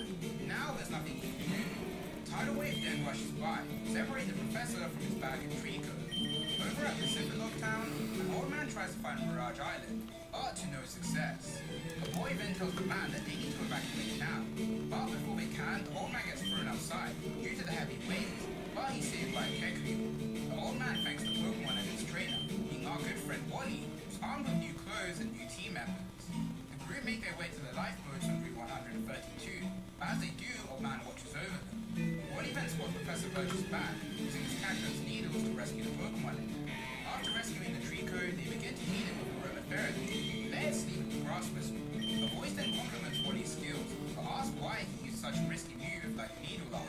With Rara's horn shining, indicating it's someone they know. Wally answers, saying that he has complete trust in his Pokemon, so he knew it wouldn't be What did he something said? The man asking the question gave by a Kekuyu. The old man thanks the Pokemon and his trainer. Are you planning to shine and hone in the Safari Zone? I don't think there is a Pokemon that I'm interested in there. Although I think I think by this summer, depending on how things go, I think I might do Safari Week. I think I might do Safari Week. That's gonna be really cool. Our good friend Wally was armed with new clothes and new team members. The group make their way to the lifeboats on 132. As they do, old man watches over them. Wally then spots Professor Birch's back, using his cactus needles to rescue the Pokemon in it. After rescuing the Trico, they begin to heal it with aromatherapy. Let it sleep with Grass Whistle. A voice then compliments Wally's skills, but asks why he used such a risky move like Needle Arm, with Rara's horn shining, indicating it's someone they know. Wally answers saying that he Oh. is complete. Okay, never mind. Is this Pokemon Go? No, my brother. This is Pokemon LeafGreen. He trusted his Pokemon, so he knew it wouldn't miss his attack. Hamburger. Then reveals himself to be Norman. What a name, dude. Also taking the chance to greet his son's Pokemon. The old man tells Norman that he's been waiting for him, and Norman confirms that Wally's true talent is not to be ignored. So from here on out, Wally will begin his wish of training with Norman, heading to the Sky Pillar, which will be his training ground. His first task being to wear special wrist attachments and place a Pokeballs in them. The second being to climb the entire tower. So Wally does just that. When he reaches the second floor, the ground beneath him crumbles. Luckily, a Pokeball leaves his wrist, allowing Trico to save him. Wally then takes a closer look at the floor, learning that it will break no matter what he does. Trico notices a bite. So Wally realizes what he needs to do is pedal across the floor before it breaks. He uses Pokemon by activating the gear on his wrist. And so Wally begins his training. Above the tower is Norman and the old man, who discuss if Wally can succeed. But Norman states he has to climb all 50 floors and aim higher, or else it's all over. He then tells the old man to contact Scott as soon as possible. Inside the tower, Wally's making progress, but he's struggling with his sickness holding him back. With the use of the suit though, he can stabilize himself, but it doesn't mean he has time to rest. Flying through hordes and hordes of Pokemon, and eventually reaching 449, where a Dusclops waits for him. The Pokemon creates a black hole, sucking everything into it. Wally uses the Pokedex to try and figure out what he can do. Trico asks to fight alongside Wally, even though he doesn't technically own it. Sending a Pokemon out to battle, and having it use LeafGreen, now as a Grovyle. With his swift attack, the black hole and the Pokemon both get taken down. And like that, Wally finally reaches the 50th floor, contacting Norman. That Grovyle level up like 70 times right there in that one fight. Also clear, so if his training should have strengthened his lungs. And as a reward for making it this far, Norman gives Wally a Flygon. But now they're gonna have to move to the next part of their training. So now Wally can be the third main character. Damn, so. Okay, so Wally gets the Kecleon, the Flygon, Roselia, Grovyle, and Routes, correct? Was always intended to be. And Catcher. Archie and his team noticed that Damn, he has how many grass types? Roselia, Grovyle, Cacturn. He has a Routes, Flygon, and I'm missing the last Joker one. is really staying in one area, Dang. while Groudon is roaming around, making them realize that Maxie's done something, so he sends Amber to go deal with it. As for Maxie, he's under the verge of breaking down, under the stress of controlling two legendary Pokemon. So he gives the blue orb to Tabitha and asks him to keep his distance, due to the orbs repelling each other. But once alone, Tabitha gets attacked by Amber, and after a struggle inside the submarine, Amber manages to steal the blue orb by having Swolby give it to Archie. Amber asks Archie for some help. Instead, he either closes the submarine and sends it underwater, leaving him and Tabitha to get off by the pressure underwater. Quick tangent from the story, there was actually zero reason for Archie to do this. Amber had done nothing wrong at this point, and his success rate in all of his missions were literally 100%. So, yeah. Anyway, Archie now has control of Kyogre. Ruby and Sapphire have finally reached the Seafall Cavern themselves. As they came down though, they saw the submarine heading up, meaning someone's gone to the surface. Sapphire still hasn't forgiven Ruby for her previous actions, but he focuses on the more important matter, being the split path at the cavern. Sapphire suggests splitting up, but Ruby tells them they have to stick together, as Nana has noticed something. And just then, a bunch of wild Pokemon attack the duo. Inside the submarine, Amber and Tabitha are forced to work together, trying to keep it from killing them, but eventually it falls apart. Amber begins to drown. Tabitha actually decides to save him. Once they reach the surface, Blaze sends out his Armaldo to help the two out, learning from Tabitha's memories that Amber was betrayed by his leader. He then takes Tabitha with him and heads for Route 121 to fight the gym leaders. As he does, he contacts Courtney, who's taking control of Northview Space Center. Back to the cavern, Ruby and Sapphire fight for their lives. They're greeted by the presence of Archie and Maxie. Heading back to the surface again, Amber wakes up, failing to believe that Archie would betray him, instead choosing to continue working for him, spreading the seed. As for the leaders, Groudon starts powering up, using thunder by taking the electricity in the air. Roxanne tries to stop the Pokemon by using the full run for Rock Type, and just Flygon needs a Mega. I thought they give him a Mega, didn't they? Team Magma, though, Didn't he got a Mega in the DLC? quickly want to say, if Team Magma look as cool as this, I'm definitely going to be joining these guys. With the use of their Swallow, they grab the gym leaders and take them to Lilico City to battle. As for the team fighting Kyogre, Shelly and Matt are starting to struggle, but by using her Nintendo DS, Shelly learns that Amber will be joining them soon. But instead of Amber, Winona rushes them, attacking with Dragon Breath. She uses her full strength to push Team Aqua back, and Flannery joins in the fight. Amber then eventually arrives in order to deal with Watson, revealing Archie now as the Blue Orb. In Slateport City, the swimmers successfully helped evacuate the people, but there's still the blind boy there. The boy reveals that he's reading a stone tablet that's written with Braille, taught to him by the champion of Hoenn. And yes, in case you may have thought they were forgotten, the Hoenn Elite Four and the champion finally started to make their move. Back with Team Kyogre, Watson manages a tie against Amber, or at least he thinks so, but he gets taken down by Shed Ninja, causing him to fall into the sea. Winona and Flannery are forced to fight 2v3. Winona wants to go help Watson, but Altari's been caught by Torn, making him want to fight. Flannery's also beginning to struggle against Shelly. He tells her in order to achieve their goals, they have to make sacrifices such as the gym leaders, Professor Cosmo. Over in Lilico City, Wally's getting caught up by Blaze's illusion, causing him to bring out his Pokeball nunchucks that Bruno also uses, rushing Blaze's Slugma with all the techniques taught to him by his old friend. As for Roxanne, she's also managed to overcome her foe by stalling out with Ingrain, that their battle ends up endangering the employees of Game Freak. And no, I'm not joking, allowing Courtney to exploit and defeat Roxanne. Now we can finally return to the battle we all care about, as Maxie and Archie have really begun to lose it. They begin their battle against Ruby and Sapphire, who decide to form a teamwork strategy, unlike their crazed foes. Ruby decides to take the offense while Sapphire supports him, allowing Ruby to attack with Muddy Water. But after getting hit by sheer cold and overheat, things are starting to look bad. With the leftover icicles, Ruby has Castform turn into Snowy Form and hit them with a massive weather ball. The smoke clears and Ruby goes to take the orbs back, but it's impossible as they've started to melt into the boss's hands. As now, they no longer control the orbs, instead the orbs control them. With the orbs being part of them, Archie and Maxie use the power of the legendary Pokemon to send a blast at the trainers, who barely defend the attack.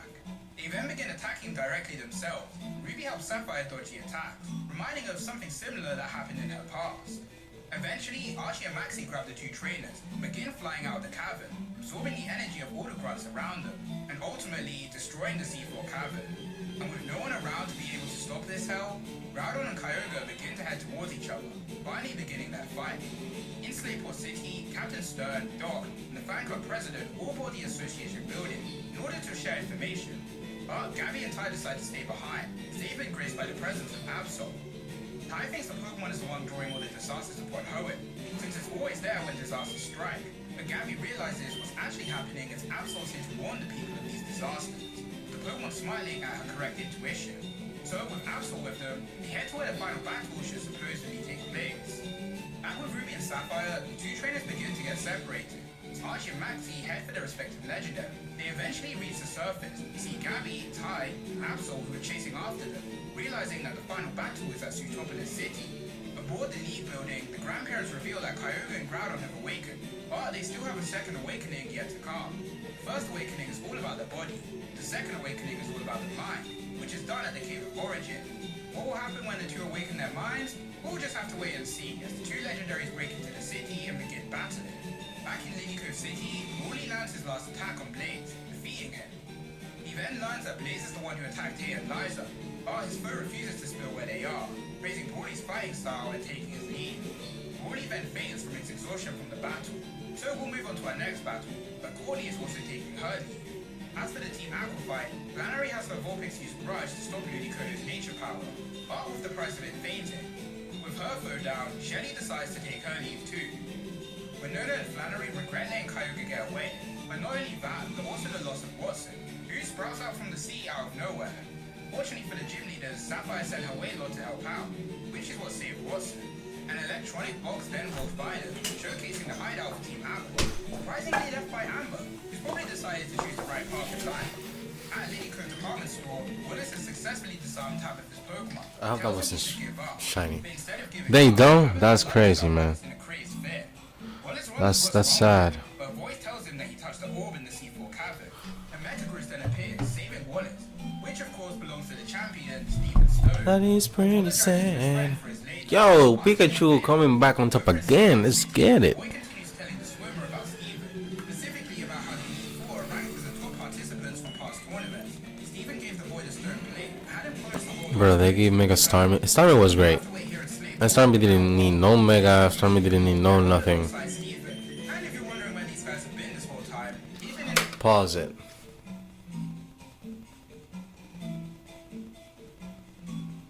Yo. That Elite Four member right there with the guitar does not have a Zangoose. What's going on? What's going on? Hold up, chat. Hold up. That guy. Right there. Does not have a Zangoose. What is the Zangoose doing on his team, brethren?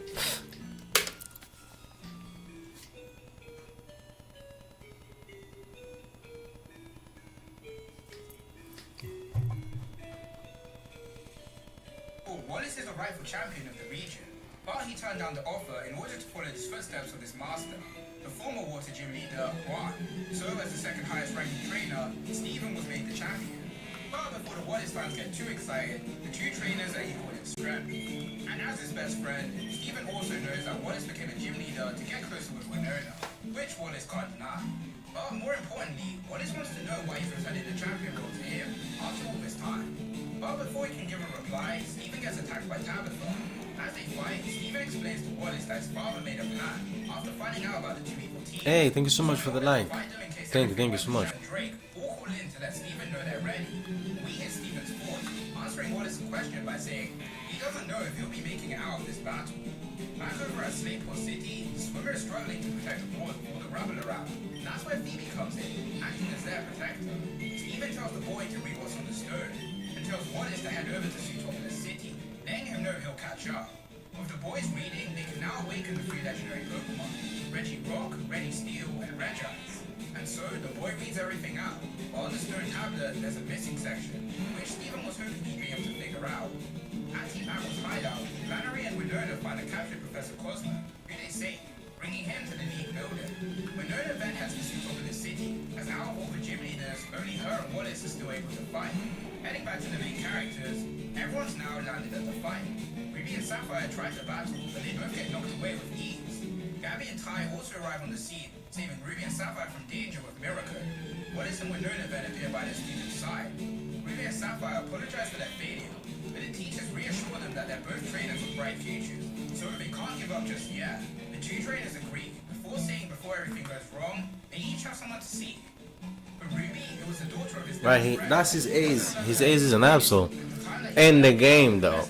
In the game. Sapphire, she met a boy who was the son of her dad's friend. Although she can't remember his name or face, the time that they spent together was the best of her life. As for both trainers, in their past, they were completely different people. Ruby being a boy who loved battles, Sapphire being a much more timid kid. So yeah, it's time for a backstory. 5 years ago in the Johto region, Norman was preparing for his tryout to become a gym leader, with Rife and Professor Birch by his side. Whilst they do this, the kids Ruby and Sapphire... I'm not sure. Probably to give it some spice, I guess, but I'm not sure.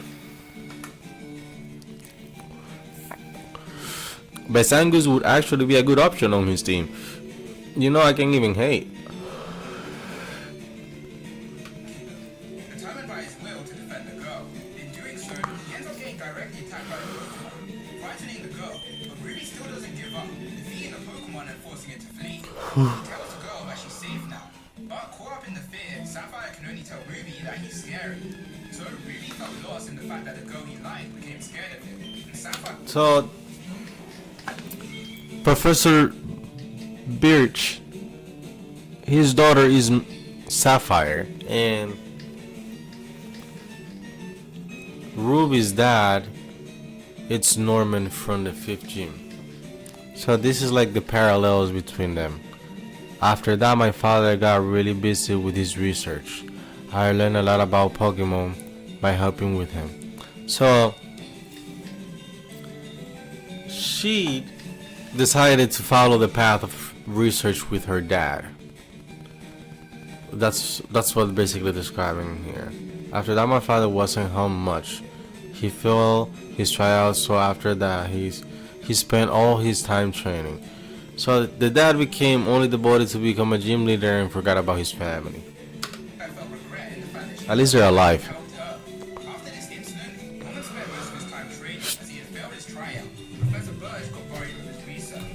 Both Sapphire and Ruby remember what happened this day, deciding to change themselves.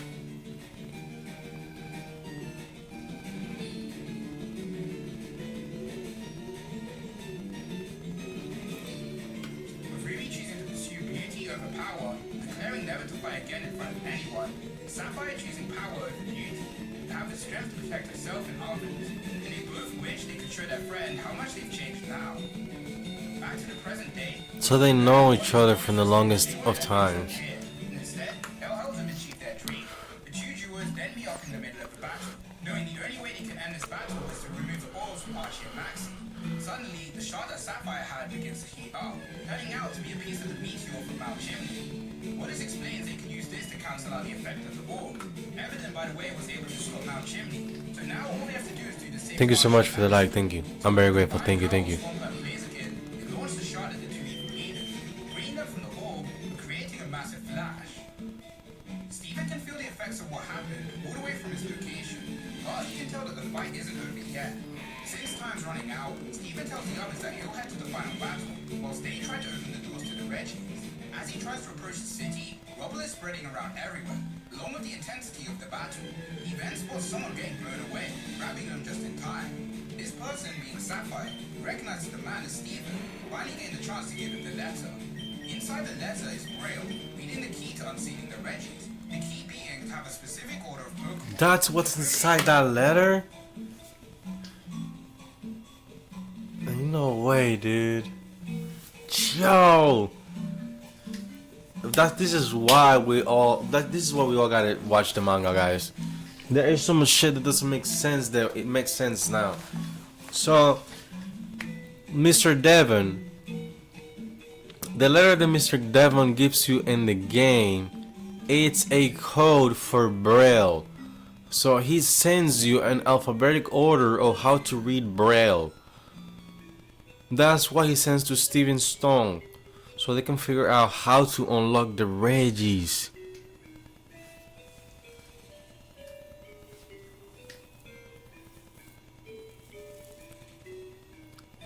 Peak. For Waylord and Relica, BB arrives on the scene and gives Steven the stone. And guess who has both Pokemons in the party that you need in order to unlock the puzzle for all the Reggies? Sapphire. She got a whaler that was given to him at the beginning of the of the adventure, and then she caught a Relicat that she helped, and she used dive with when she was with Ruby. This is amazing. This is all like, this is crazy. Including both Waylord and Relica. BB arrives on the scene and gives Steven the stone tablet. So now all we have to do is have a Waylord and Relica, which just so happens to be two Pokemon on Sapphire's team. Crazy. Steven then reads out the whole message, finally allowing the doors to the Reggies to open. Now all that's left to do is deal with the shockwave, but Sapphire gets blown away again by another blast. Later on, Ruby wakes up with Sapphire next to her. He wakes her up and the two trainers are greeted by Tate, Liza, and Juan. The group tell them that they've reached their final training place, introducing themselves to each other. Let's go. Right now, they're on Mirage Island, which is separate from the outside world. Further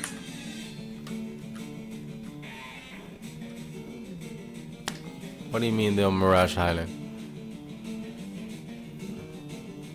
What do you mean they're on Mirage Island? You know what are the odds? 1 in 65,000 is to be in Mirage Island. It's just so these people are that lucky. Like, they're that lucky, bro. Holy shooter, ballooner. That's crazy.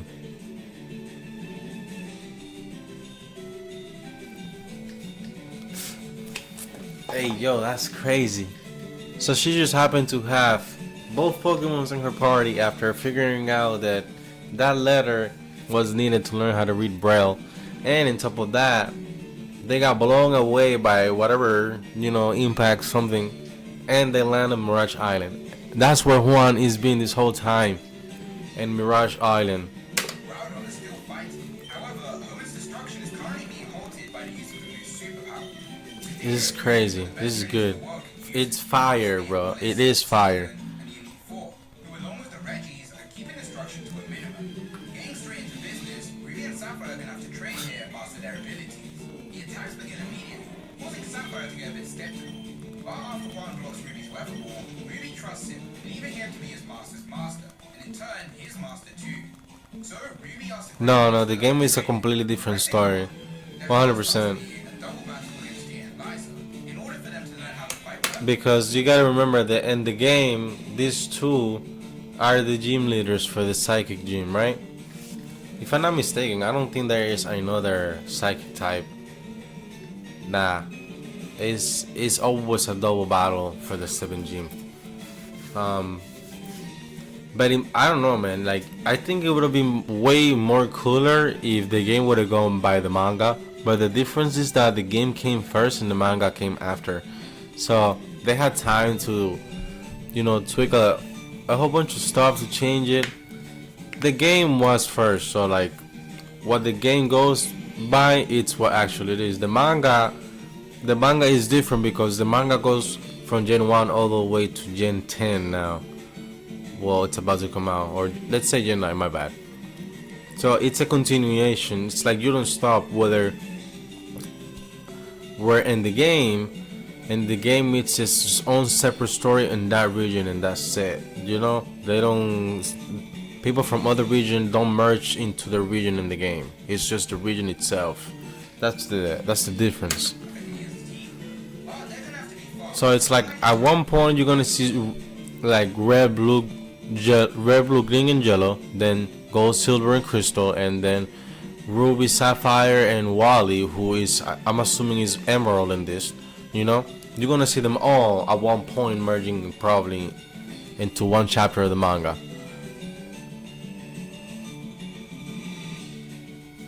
Oh, I'm tired. When I was young, I couldn't get it, bro. This shit is peak.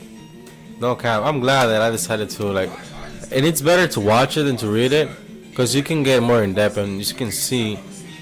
I think you can see a bit better.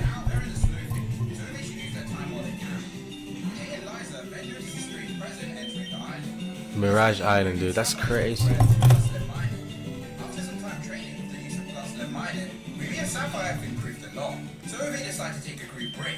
Ruby tries to come up with a tactic that can allow Swampert and Blaziken to work together too.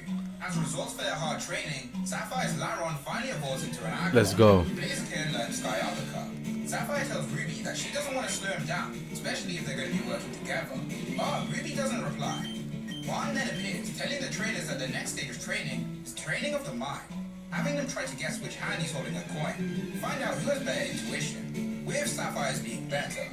It's important that both trainers don't get influenced by emotions or fears. Instead, they need to have a strong mind and heart. Sapphire is beginning to feel sleepy, so Juan suggests they take another break. As Sapphire sleeps, Ruby asks Juan a question, that being the fact he's already figured out something Juan didn't tell them, and that's the truth that the orbs are inside of them. Ruby learned of this through the Diary Plus in the Mining Hat, which was all about the scanner for the red and blue orb.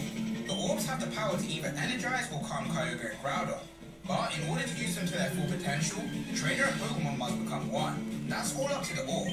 Juan tells Ruby that he's correct. Now he knows this, he must know why they're here, why they're doing this mental training. Asking Ruby and his Pokemon to focus together, imagine pushing the orb out of his body. After some strain, Ruby succeeds. With just about a day left, they'll have to learn how to control the orb in order to stop Kyogre and Groudon from fighting. Juan then tells Ruby to get some rest, but knows in his head that Ruby was thoughtful enough to ask the question once Sapphire had fallen asleep, as not to upset her. However, Ruby quickly notices that Sapphire was awake, that she actually heard everything that happened. Ruby notices that his Pokedex has been acting up ever since they came to the island, but Sapphire is too busy staring at his hair. Juan comes back saying that it's time to continue their training, and once the day ends, their training is complete. All they have to do is prepare to leave the island. But before they do, Sapphire receives both a rain badge and a mind badge. But just before they can go, she has something to say to Ruby, which we'll talk about later. Right now, we're going back to Wally, who's also been She's in love with him. training, but this time against Norman himself.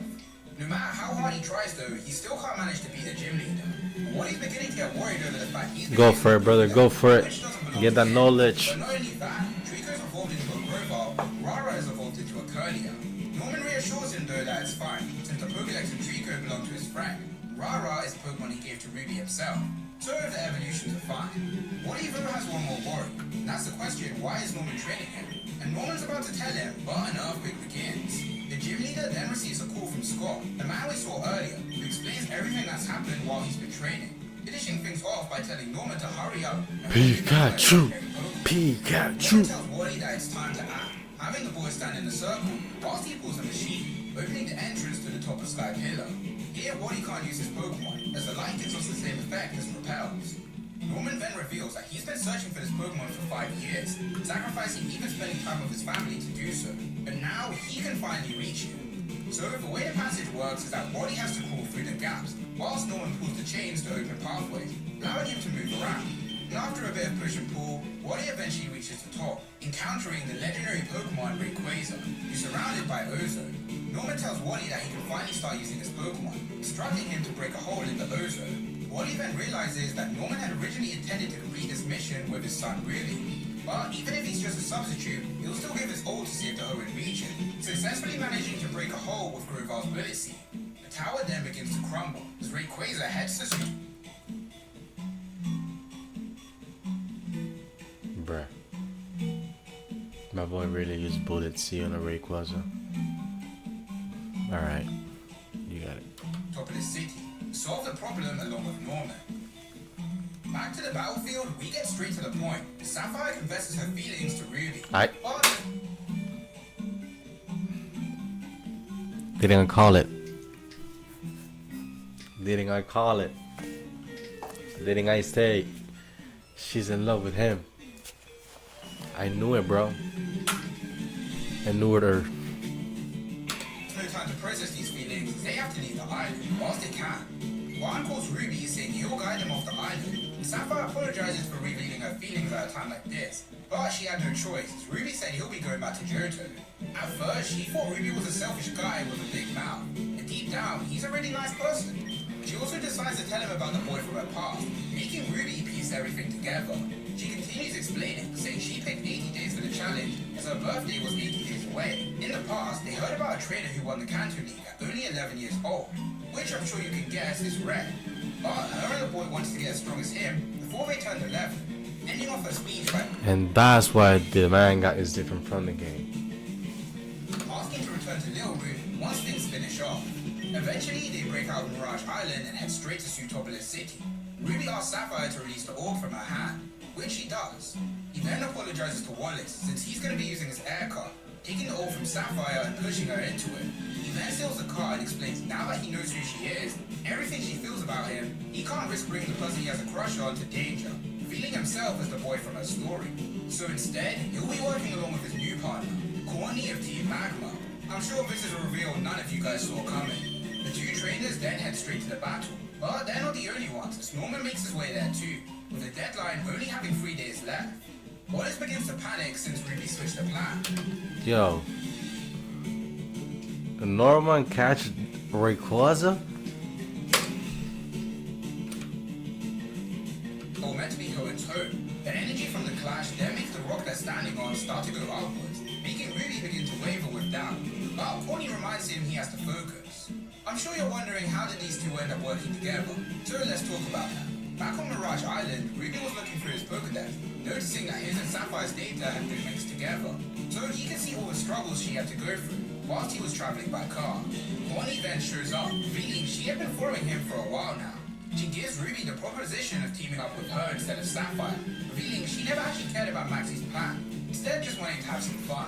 But now Yes. that things are going to our hand, she'll be here to help Ruby. wavering him by asking if he really wants Sapphire to get taken over by the orb. So he folds and accepts her proposition. Back to the present, Corny and Ruby activate the power of the orb, reminding the Pokemon to stop fighting. However, this still doesn't work, and the Pokemon only focus on each other. The two trainers then attack the Pokemon with their own, trying to get the attention of the beasts, but their sleeves rip as the power of the orb begins to flow into their body. They try again, and the Pokemon actually stop fighting. Well, stop fighting each other. It's now they're fighting them. An attack comes Ruby's way, so Corny sacrifices herself to save him. Ruby wants to help her, but gets caught up by Groudon. Fortunately though, things aren't over, as Rayquaza has finally arrived. Corny explains the Pokemon's legends to Ruby, which she found at the Musketeer Space Center. However, this means something specific, and that's that Rayquaza is under the usage of someone she wants to save. But before she can say the major reveal, her leg gets grabbed, dragging her into a cave. Ruby tries once again to help her, but she instead tells him to focus on fighting the legendaries, pushing out the blue orb and giving it to Ruby, despite not having undergone the training. Corny's ready to accept her fate. Ruby tells him not to give up, and once everything's over, they can compete in contests together. As Ruby realized the ribbon that she burned back at Rust Turf Tunnel was hers, not his. And yeah, Corny actually used to take part in contests with Blue's sister, Daisy. The cave begins to collapse. Corny uses her bubblegum mixed with some berry juice to send Ruby her magma horn, which shows Ruby her memories. The cave then completely collapses, giving us our first on-screen death in Pokemon Adventures. Or at least I think so. Ruby looks at the horn. Yo, she died? Holy! No, hold up. Let's rephrase this. She's no longer breathing? Damn. Yo, let's see how the boats are doing. We got Caterpie. We got Weedle at 11%. Damn, there's no Weedle believers? Holy shooters. We got Caterpie 37% and Pikachu at 53%. Let's get it, baby. Pikachu. And then he waited a whole 5 years to try again. Well, this wasn't just for no reason, as Norman wasn't actually allowed to take the test. Instead, he was ordered to search for Rayquaza. Back to the present, Norman and Rayquaza rushed by Ruby, allowing him to jump on it. Ruby thanks Corny for her help. With the father and son duo now working together, they can finally save Hoenn.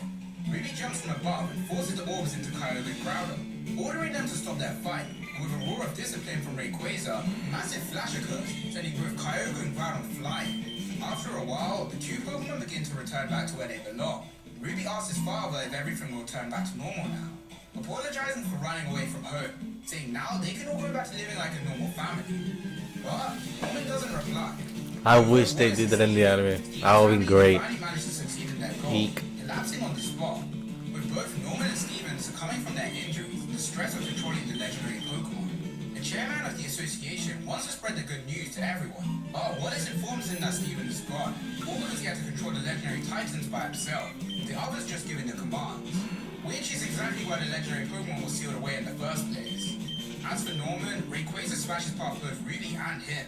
With the little life he has left in him, Norman tells his son that it was impossible to fully control Rayquaza. In fact, Pokemon was angry at him for even forcing it to awaken. Norman explains that because Rayquaza doesn't have an orb to control it, the Pokemon Association tried to make an artificial green orb.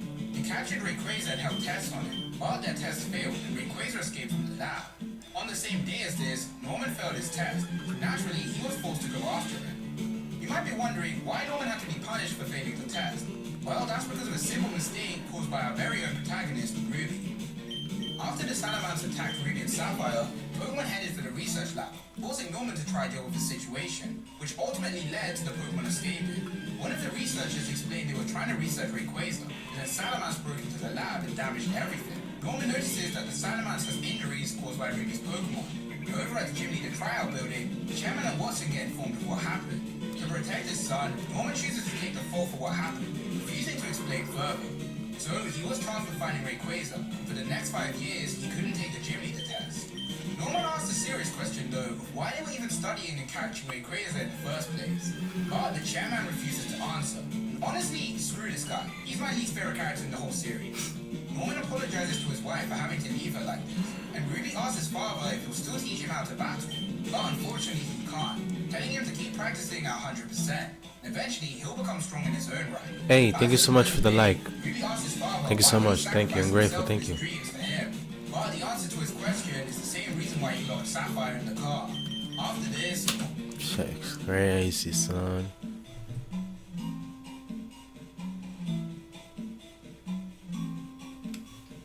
Moment 2 falls in battle.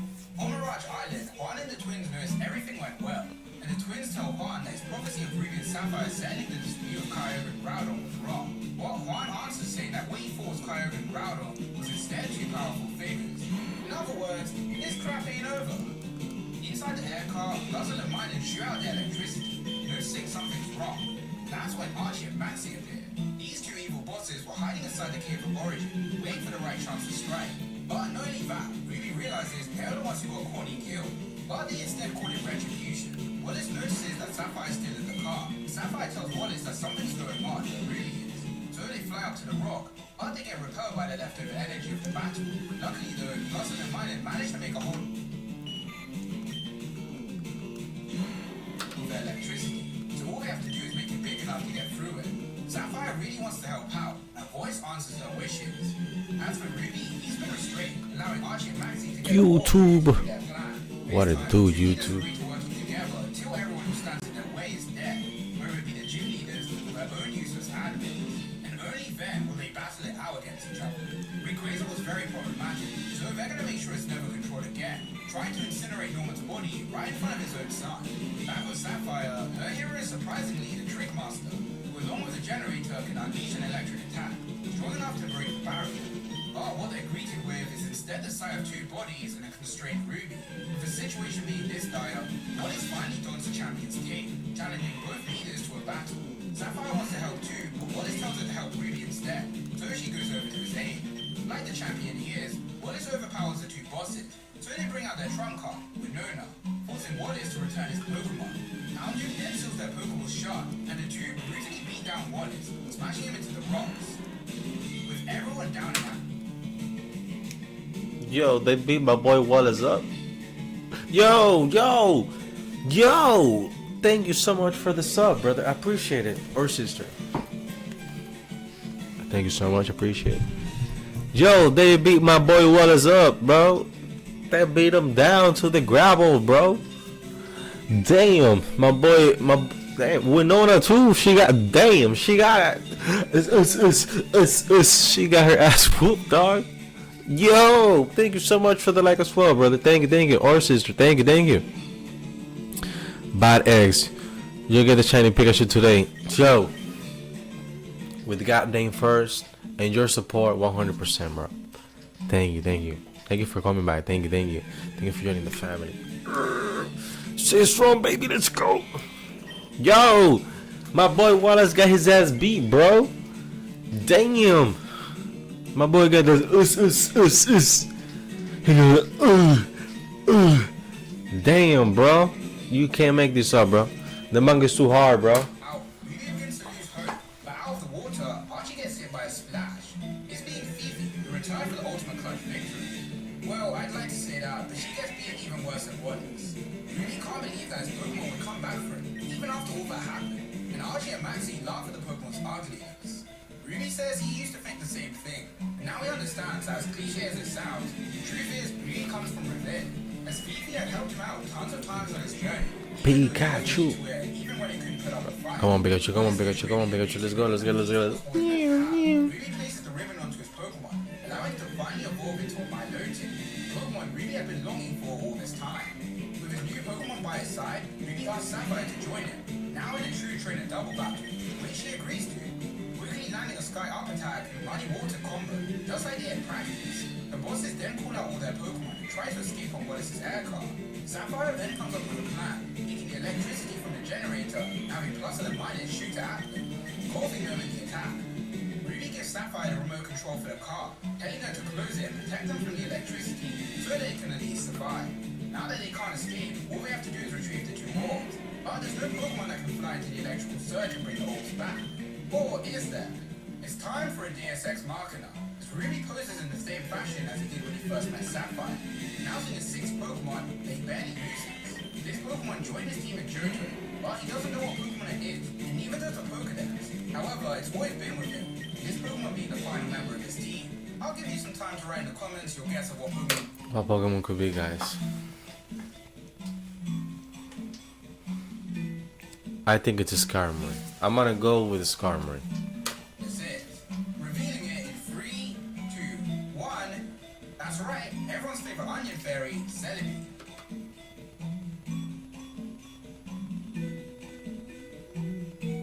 Celebi then flies onto the ship, peeking back the 2 orbs.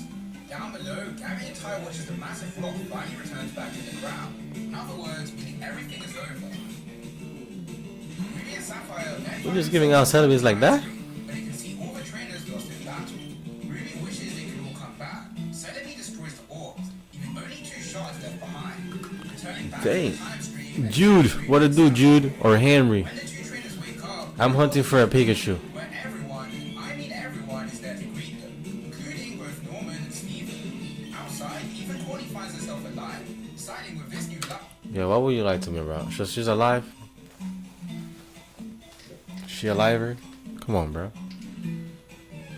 Thought we were catching bodies in here, man. She'll return to what she used to have. Ruby realizes that time was reversed into a best-case scenario. In return, Celebi is left as team. The fan club president reunites with Ruby, saying last time they met it was summer, and now it's already autumn, making both Ruby and Sapphire realize it's only one day till their deadline. Sapphire begs Norman for a gym battle, and Ruby asks Wallace to arrange a contest for it.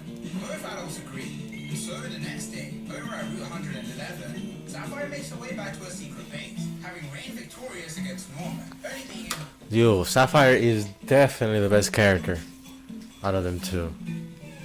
No cap. to beat him though since he wasn't at 100%. But a win is a win. She's achieved her dream, finally defeated all 8 her gym leaders. She wonders if Ruby managed to succeed as well, only to find her home completely refurnished with few things. Of course done by Ruby. Ruby announces that he's also achieved his goal, and since both trainers complete their goal in time, it means that Yo, the Mighty Yena look hard as hell, dog.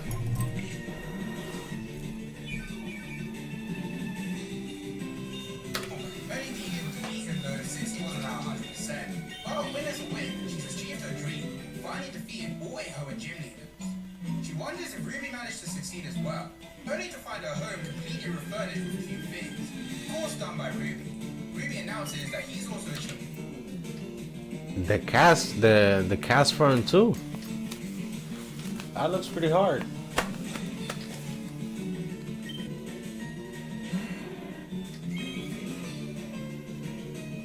Okay, Swampert has it on his arm, they'll carry on her neck, and cast form and Mighty Yena on their head. I don't know where Milotic has it.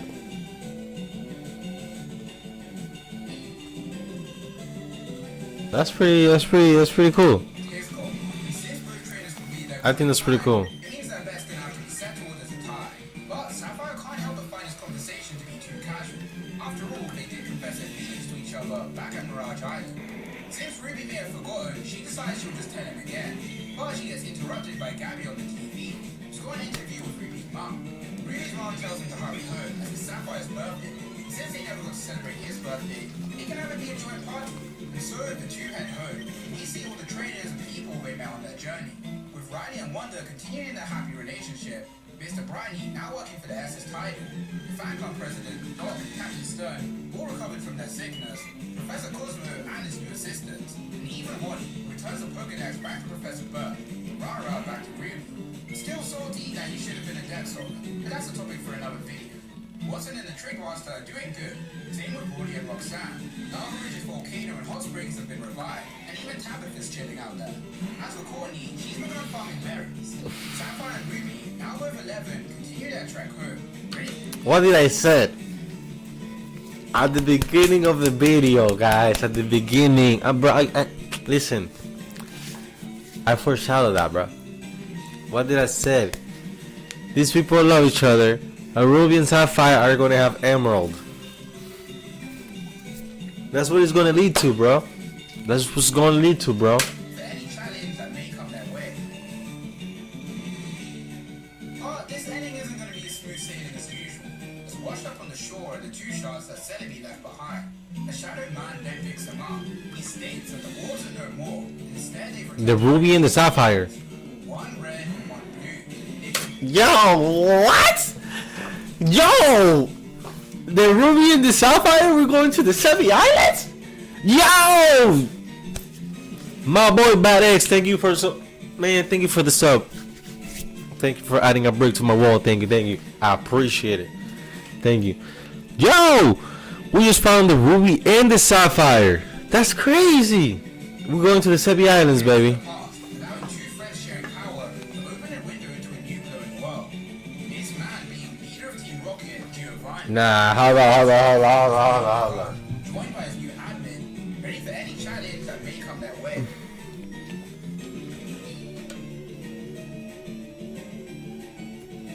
But this ending isn't going to be as smooth sailing as usual. Yo, Washed up on the shore, they're cooking. instead of be left behind. Yo, they're cooking. Picks them up.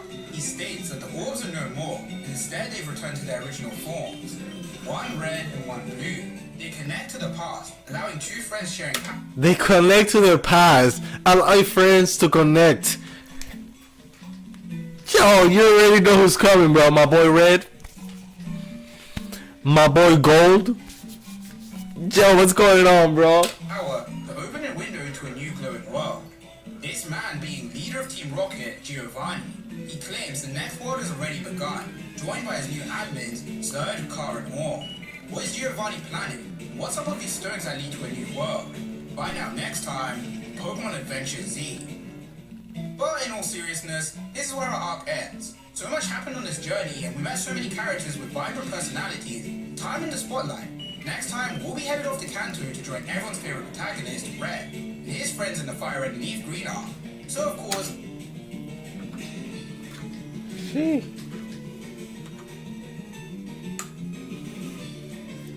Alright, chat, one moment. Hold on, chat, hold on.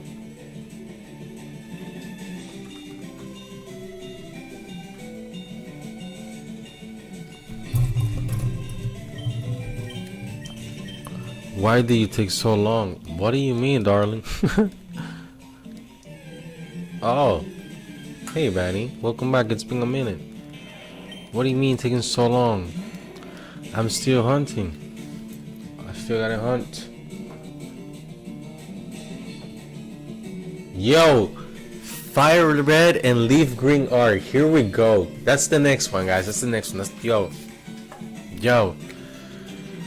Timely. Thank you so much for the new sub. I appreciate it. You actually pop up in the notification, so thank you so much. Thank you. I am very grateful.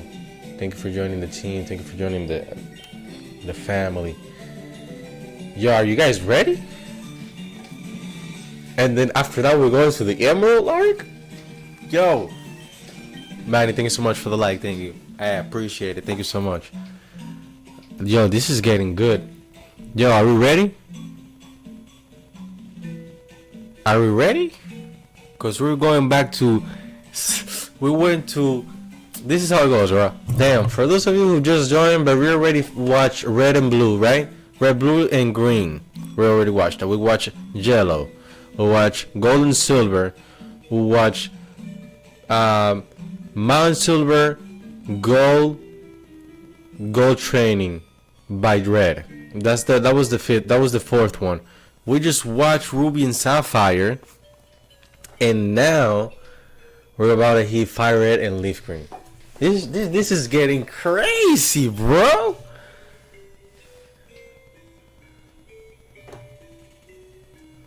Damn. All right, let me cut out the chat. Can't wait to see. Yeah, bro. Yeah. You already know. You've been waiting for me to go live for hours. I apologize, Bonnie. You guys really like the Ruby and Sapphire arc, so it's already time for the... Bro, you hear this guy? We like it. We loved This it. time we'll be covering our first We loved it. adaptation, the Fire That was Red great. Arena. Returning back to Kanto to enjoy our original favorite gang. Hold up. Let me get myself set up so that we can do all of that. You know what I'm saying? So, female name for an Ashawat.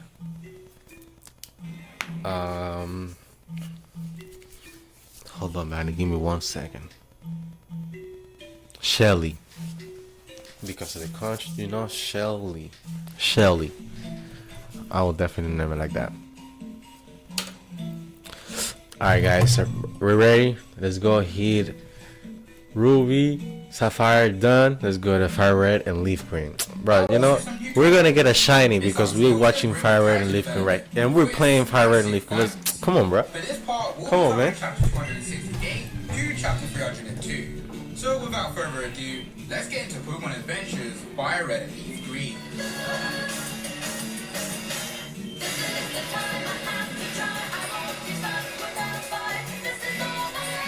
He made this opening. That's crazy. I need a name. Shelly. Shelly is a name. Shellly.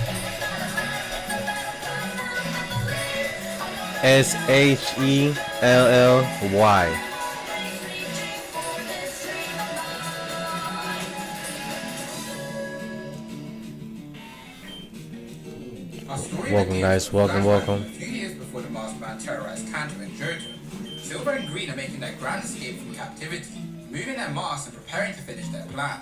The plan exploits the fact that the Masked Man feels weak on a specific day, allowing them to successfully sneak into his room. This supposed weakness, though, was never actually a weakness. Pikachu. Instead, it was the Masked Man going to the Ilex forest to try and capture Celebi. Every time he would get beaten and have to retreat.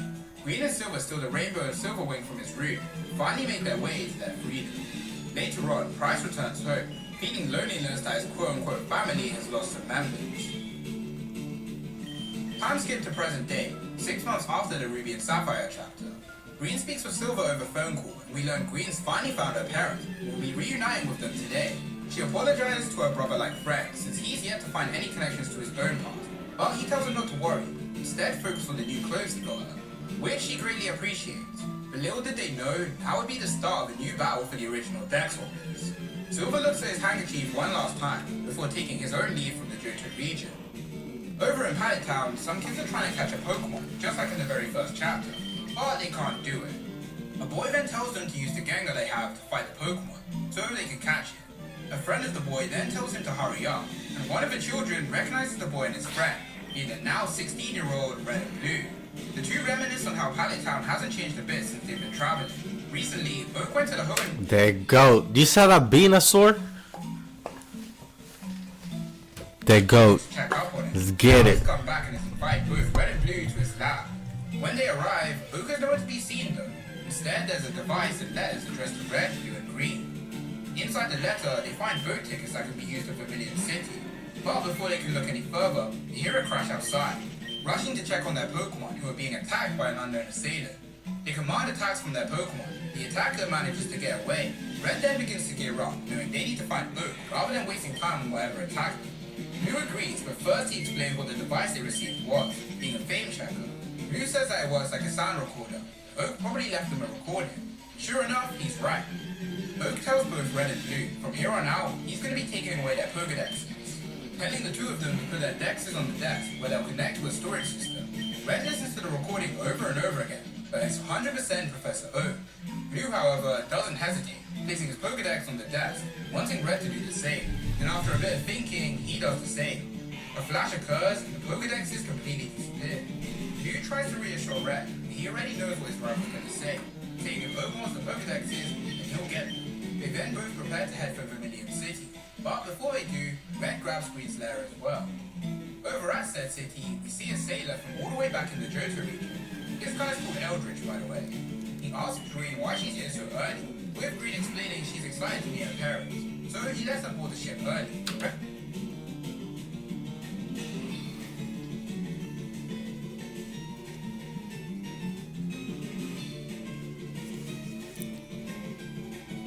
It's the hat, and Silver gives her the hat.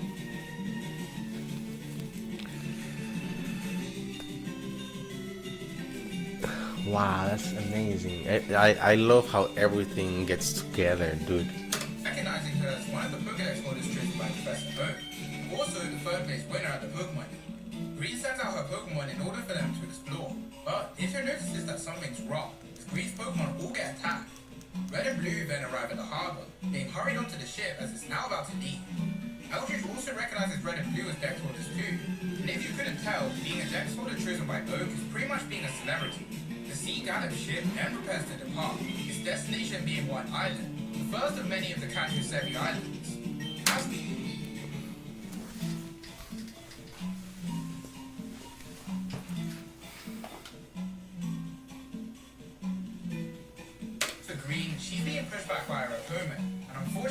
doesn't have a Pokedex with her, so instead she uses her newly upgraded Silph Scope, identifying a Pokemon which turns out to be a Deoxys. Before she can process any of this information, she gets grabbed by an invisible force. A hole of darkness then appears on the floor, dragging her Silph Scope into it and breaking it. Red and Blue sit down, thinking why Oak would have wanted them to come to the Sevi Islands. Ika then rolls out his Pokeball in order to greet someone. This special someone being everyone's favorite side character, Bill. He reunites with his old buddies. Blue asks if his sister's with him, which isn't the case. She decided to stay behind. Bill tells them that he's headed for one island for work, helping his friend Celio. He explains that himself, Celio, Lynette, and Bridget all work together to create the transport system of Kanto. Now they've been spread all over the world, with Celio specifically being in charge of the Sevi Islands transport. Yo, what a dude, Big Jones in the house, baby. Tell me we got mulches, baby. Tell me we got mulches, bro. How you doing, brother? How's your day going? But the dark hole makes its way to her parents. Luckily, Red spots what's going on, heading down to help Ian. But it's too late, as Green's parents get swallowed into the dark abyss. She gets released from Deoxys' grasp, leaving her to suffer about her missing parents. Green tries to get back on her feet, but faints, causing her to fall off the ship. Fortunately though, Polly saves her. Blue has Scissors scan the area for the enemy, trying to catch her within its claws, but the Pokemon manages to flee. The gang prepares to take Green to a hospital. Bill picks up Green's diary. Whilst they do this though, a mysterious silhouette watches over them. Since they're all new to the island, they instead go to a Pokemon Net Center, where Celio has a Freddy and a healing station. Oh shit, you guys are not watching it. Some route, and the guys discuss what happened. Shit, my bad, y'all. Came here to Dang. My bad, guys. meet her parents, who they saw disappear. And according to her diary, Green was at Pallet Town yesterday, where she returned her Pokedex to Oak.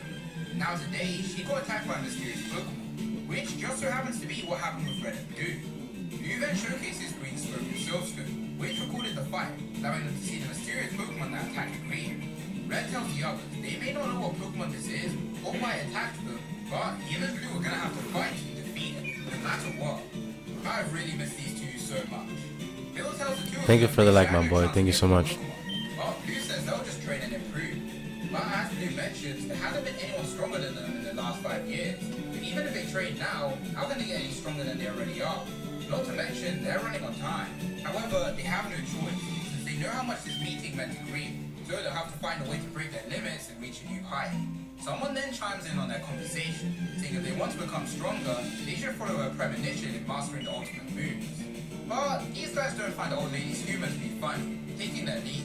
She, however, isn't joking, flinging 2 bans at Red and Blue, counter with their Pokemon. But despite this, the fans still attach themselves to their